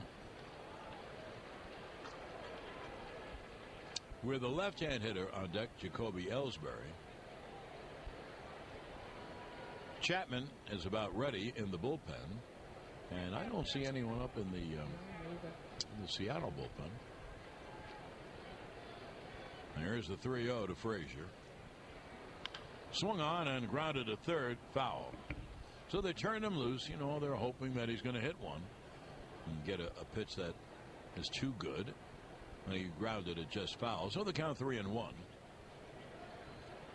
With everybody throwing 98, 99, batters are getting more used to getting around on these fastballs because they see them more often. I like that statement. I think it's true. I really do. Now here's the 3-1 to Frazier. And the pitch is line to left field. There's his first Yankee hit. That's a base hit. Stopping at second. The ball hit ahead of him is Didi. And the Yankees have 2 on and 1 out. And here is Ellsbury. Frazier knows. I know that he's an all-or-nothing kind of guy. And there's Mel Jr. And that's Mel, right? Running. And he's an all-or-nothing kind of guy, but he knows he should have a higher batting average than what he's got. My feeling is, Susan, before you say, oh, you're so optimistic, it's true. But my hope is that he is a much better hitter than that. And that would mean that he's going to hit a lot for the Yankees if he winds up hitting, let's say, 240. Imagine how well he has to hit. So I think that's possible. Yeah, the other thing is, and players won't say this because they say they give great all. It's really hard playing for a bad team. It really is. And if he's a home run hitter and he's a big home run hitter, you can hit down. He's not Garcia and he's not Melky. You're further down, so you can sort of pitch around him. You can pitch him breaking balls. So there's 2 on and 1 out. Ellsbury is 0 for 3, facing the right-hander Povsey. Didi off second, Frazier off first, and the pitch is outside 1-0. Yankees have a 2-0 lead as we play here in the top of the 9th. Runners at first and second and 1 man out.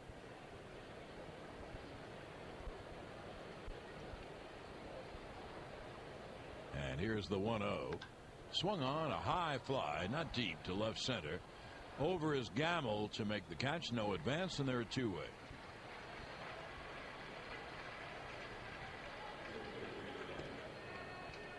Now 2-way, here's Chase Headley.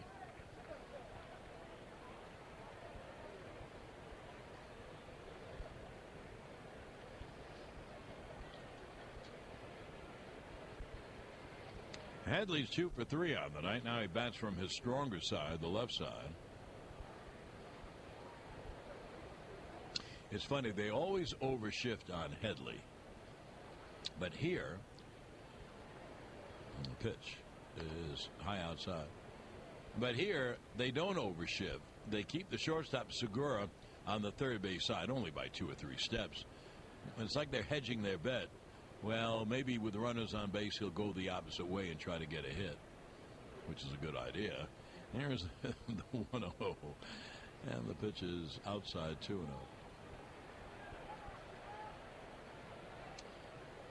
But I would like to tell all these teams who shift or don't shift, it really has to do with where the pitcher puts the ball. So 2-0 to Headley. Didi off at second, Frazier off at first. There are 2 men out. And the pitch is grounded in the hole. Grab by Cano. Throws to first. Wildly. It goes behind the backstop. Didi scores. Here comes Frazier. He's coming home. And no throw is made. The Yankees score 2 runs on a ground ball to second. Of course, Cano is out in right field on Headley. But he had time to throw to first. He threw it low and by the first baseman Valencia. So 2 runs score. There can't be an RBI. If I'm scoring it, it's a 2-base error on Cano, an E4, and 2 runs scored. The throw went wide of first and went all the way to the backstop on that angle. The throw was offline, and it went right behind the backstop, and Frazier never stopped running, and there never was a throw. Zeno went to the backstop, kind of bumbled the ball, and couldn't throw home. Now all the way to second goes Headley. So the Yankees now have a big fat 4-0 lead, and here's Gardner with the runner at second, 2 out, and the pitch a strike.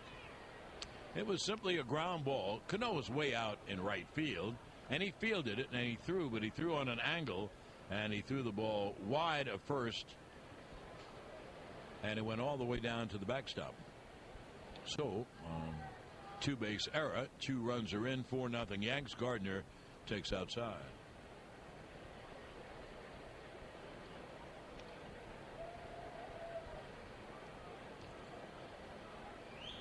Frazier, give him credit. He scored from first base. Gardner has a count of 1-1. Gardner had the big blow of the game, a home run to give the Yankees a 1-0 lead. That was in the 6th inning.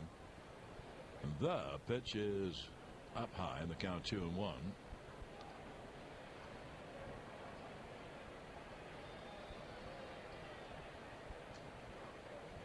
Now the Yanks have a 4-0 lead. Here is a benefit of Brian Cashman getting Robertson and Canely in that trade, especially Robertson, to make my point. Here is the 2-1. Cut on a miss.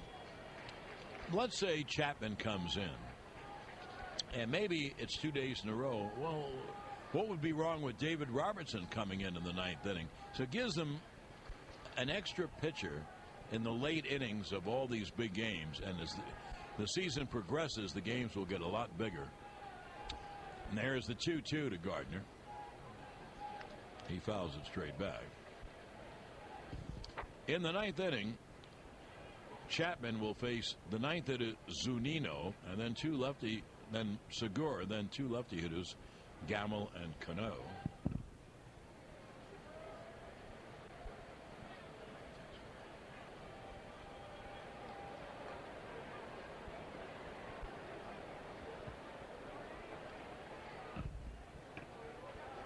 It'll be a 2-2 to Gardner. Hit hard on one hop to short. Backhanded by Segura. The throw to first is just in time to get the speedy Gardner. The Yankees get 2 runs, 2 hits, 1 big error, and 1 man left at the end of 8.5. 4-0 Yanks on the WFAN New York Yankees radio network, driven by Jeep. Foxwoods. Dylan Betances goes an inning. No runs, 1 hit, 1 strikeout. No walks, 1 hit batsman. And the hit batsman was on a 3-2 pitch, so it would have been a walk. And here is Aroldis Chapman to come on.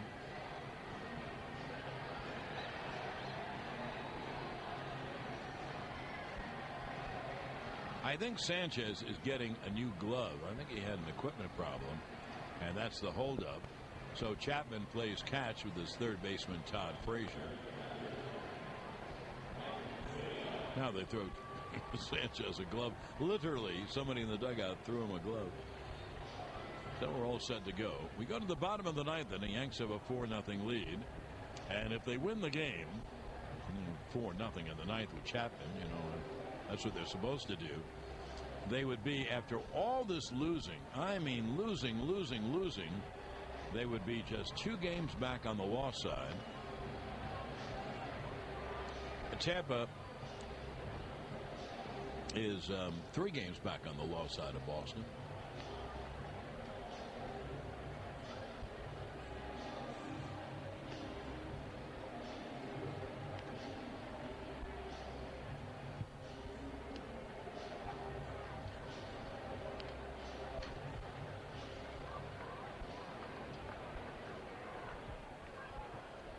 Now we're about set to go as Chapman concludes his warm-ups to Sanchez. Yankees lead it by 4-0. Severino pitched another brilliant game. 7 innings of no-run ball. Well, here's the catcher, Mike Zunino. He's a right-hand hitter. He's 0 for 2 with a walk.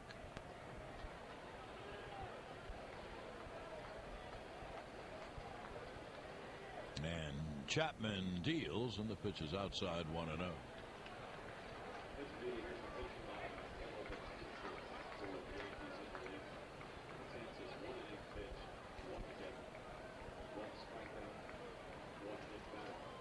Chapman's 1-0. Is way inside. Chapman's walked 11 men in 24 innings.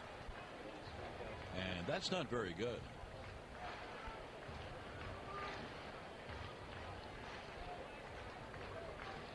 And here he falls behind 2-0. And not just that. This is true of Betances as well. Pitch is low outside. He doesn't come close. And he has thrown 3 pitches to Zunino. And whether they've been in or out, they're way off the strike zone. I mean, they're 3-0. There's a strike. They're not even close to strikes. Now that really has happened since Aroldis came off the DL. Well, he'll deal 3-1 to Zunino. The pitch is outside, not close.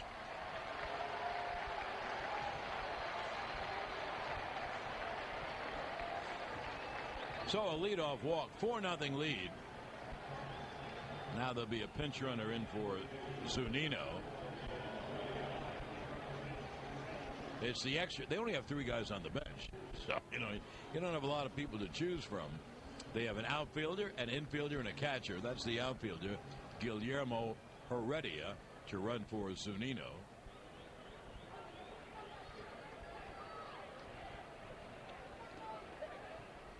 And And the pitch is a strike on the outside corner to Segura. Also, you shouldn't walk a hitter who's hitting .230 in front of the really good hitters. They have really good hitters coming up. Segura and Gamble and Cano and then Cruz.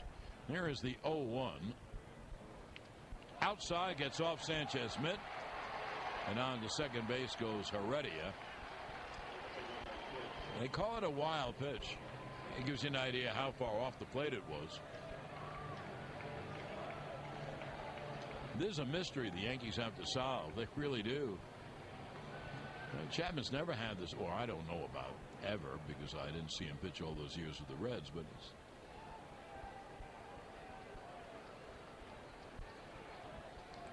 So Sanchez now will get a new baseball and trot the ball out to Chapman.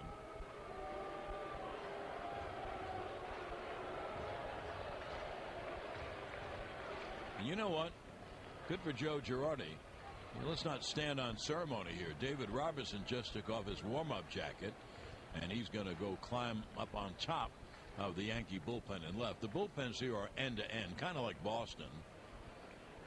And the first bullpen is the Yankees, and the second bullpen is Seattle's.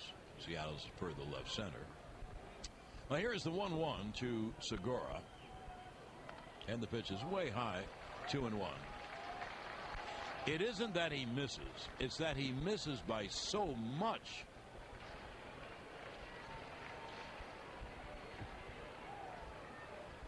Lucky thing the Yankees got the throwing error by Robbie Cano to score 2 runs in the ninth, though. It'll be a 2-1 to Segura. And the 2-1. Caught on him, missed. There's a slider by Chapman, and a really good one. Now the count 2-2.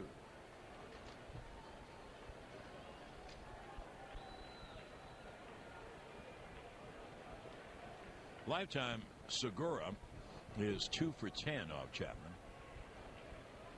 in their National League days. It'll be a 2-2.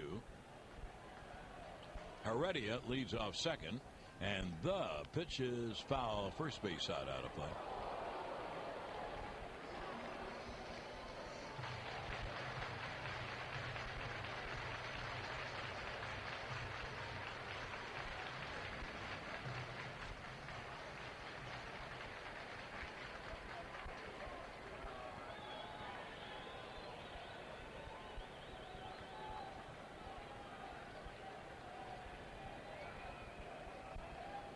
Here's the 2-2 to Segura, and it's up high, 3-2.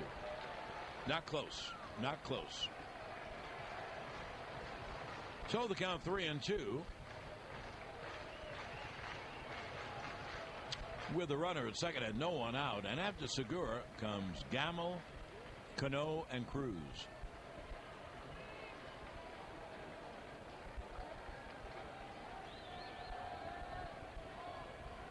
Now here's Chapman's payoff pitch. Struck him out swinging. Now there's a slider. And there's one away.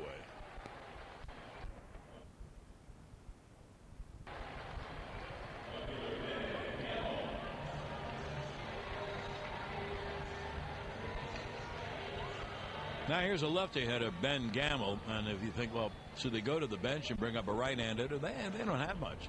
They have the backup catcher, Carlos Ruiz, and they have the backup infielder, Taylor Motter. Remember him from Tampa Bay last year or two.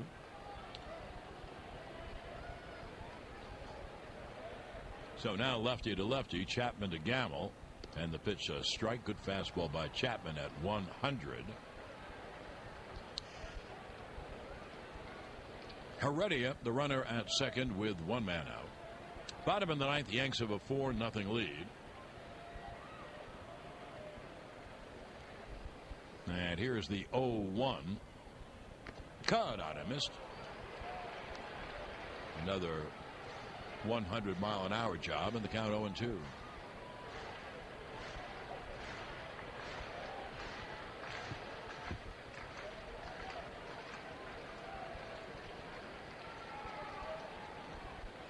Here's Chapman's 0-2 to Gamble.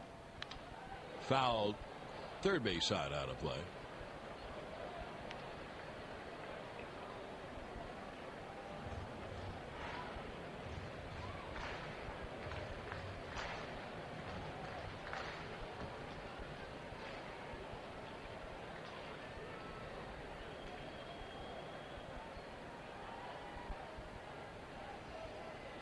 Now Chapman will deal 0-2, and again it's fouled.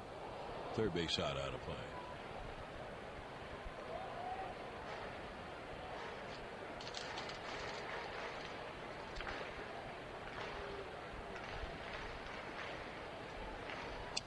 Well, Gamble took a moment out of the box, now back in.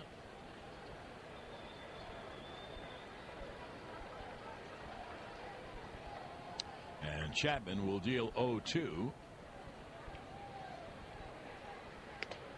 Fastball high, laid off. And the count 1-2.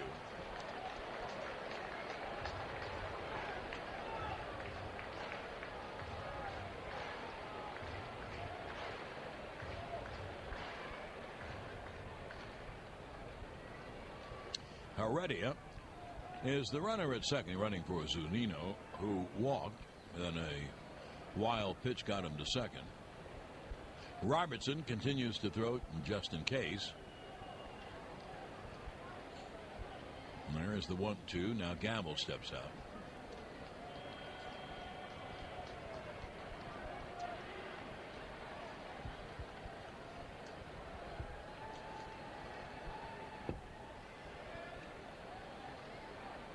Now the left-hander is set about neck high and deals way outside 2-2.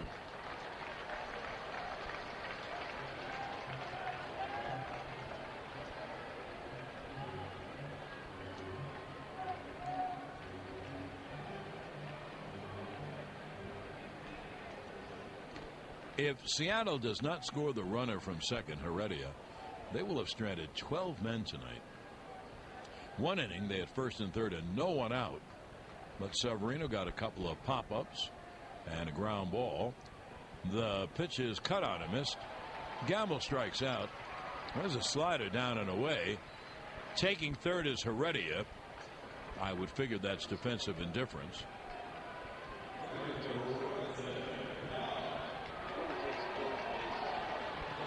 So two-way. Now it'll bring up Cano with a runner at third.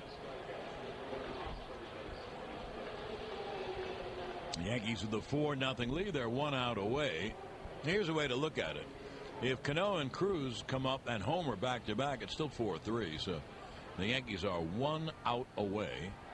Heredia, now the base runner at third, which doesn't matter at all. And the pitch to Cano is low inside, 1-0.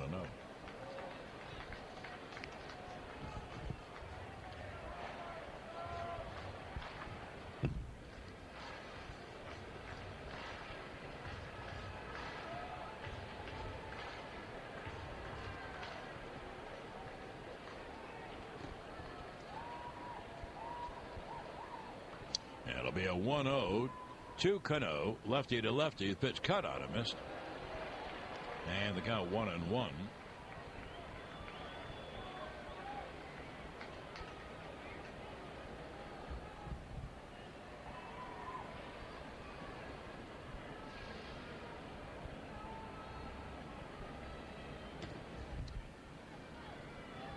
There's the 1-1 from Chapman. Swung on and lined a deep right center field in the alley. A base hit. One hop to the right center field wall. Cano goes to second with a double. Heredia, of course, has scored. It's a ribby for Robbie. Robbie Cano, an RBI double, and the Yankee lead is 4-1.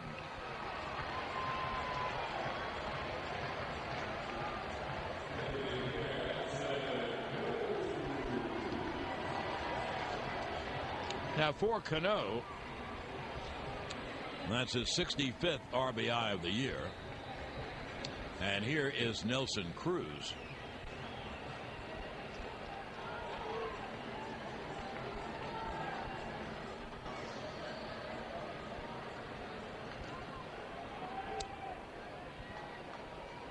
To state the obvious, is Chapman ready to deal to Cruz? The pitch. There's a strike with a fastball. Lucky thing the Yankees scored those 2 runs with 2 outs on the throwing error by Cano, because if not, it would be 2-1 and the tying run would be at second base. But the Yankees have a lot of breathing room at 4-1. Cruz is 1 for 4 on the day. Big right-hand hitter with great power. And the pitch, there's a strike in the count 0-2, and the Yankees are 1 strike away.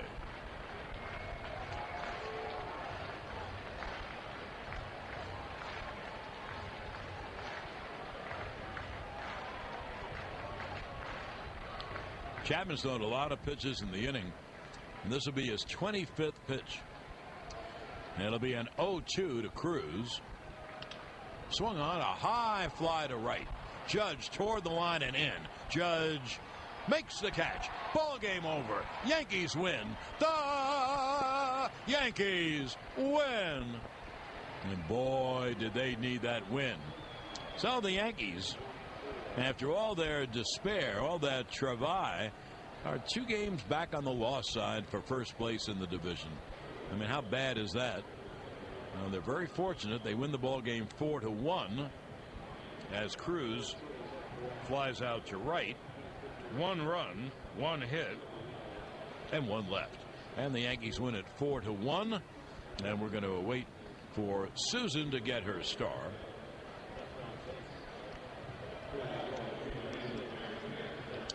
Which will happen momentarily.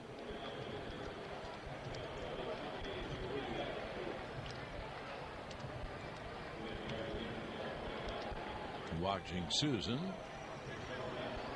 watch the Yankees go by her, and she'll get her man, and she does. So Susan's star of the game, sponsored by your Mercedes-Benz Tri-State dealers. See their vehicle offers and inventory at MBUSA.com. Let's go down on the field to Susan Waldman. Okay, Susan, Yankees win it 4-1, and we'll get back in just a moment with the totals here on the WFAN New York Yankees radio network, driven by Jeep.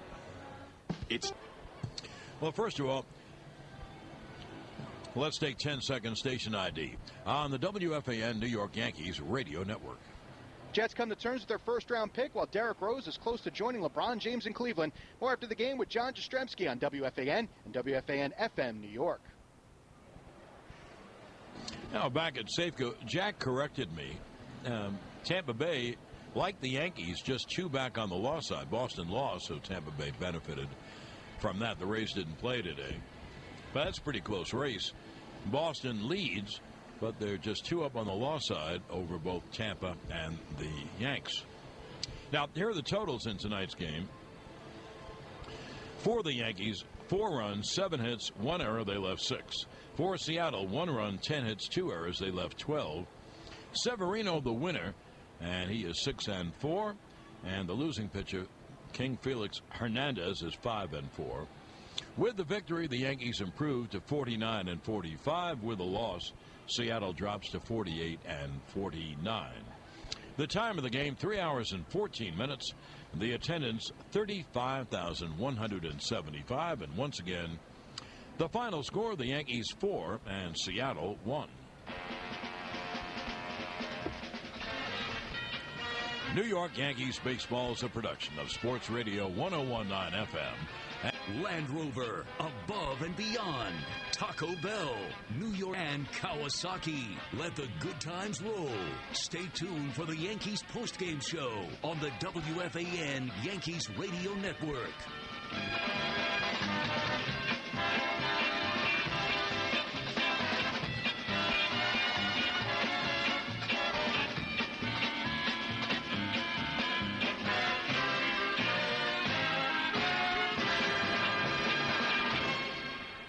New York Presbyterian is proud to be the official hospital of the New York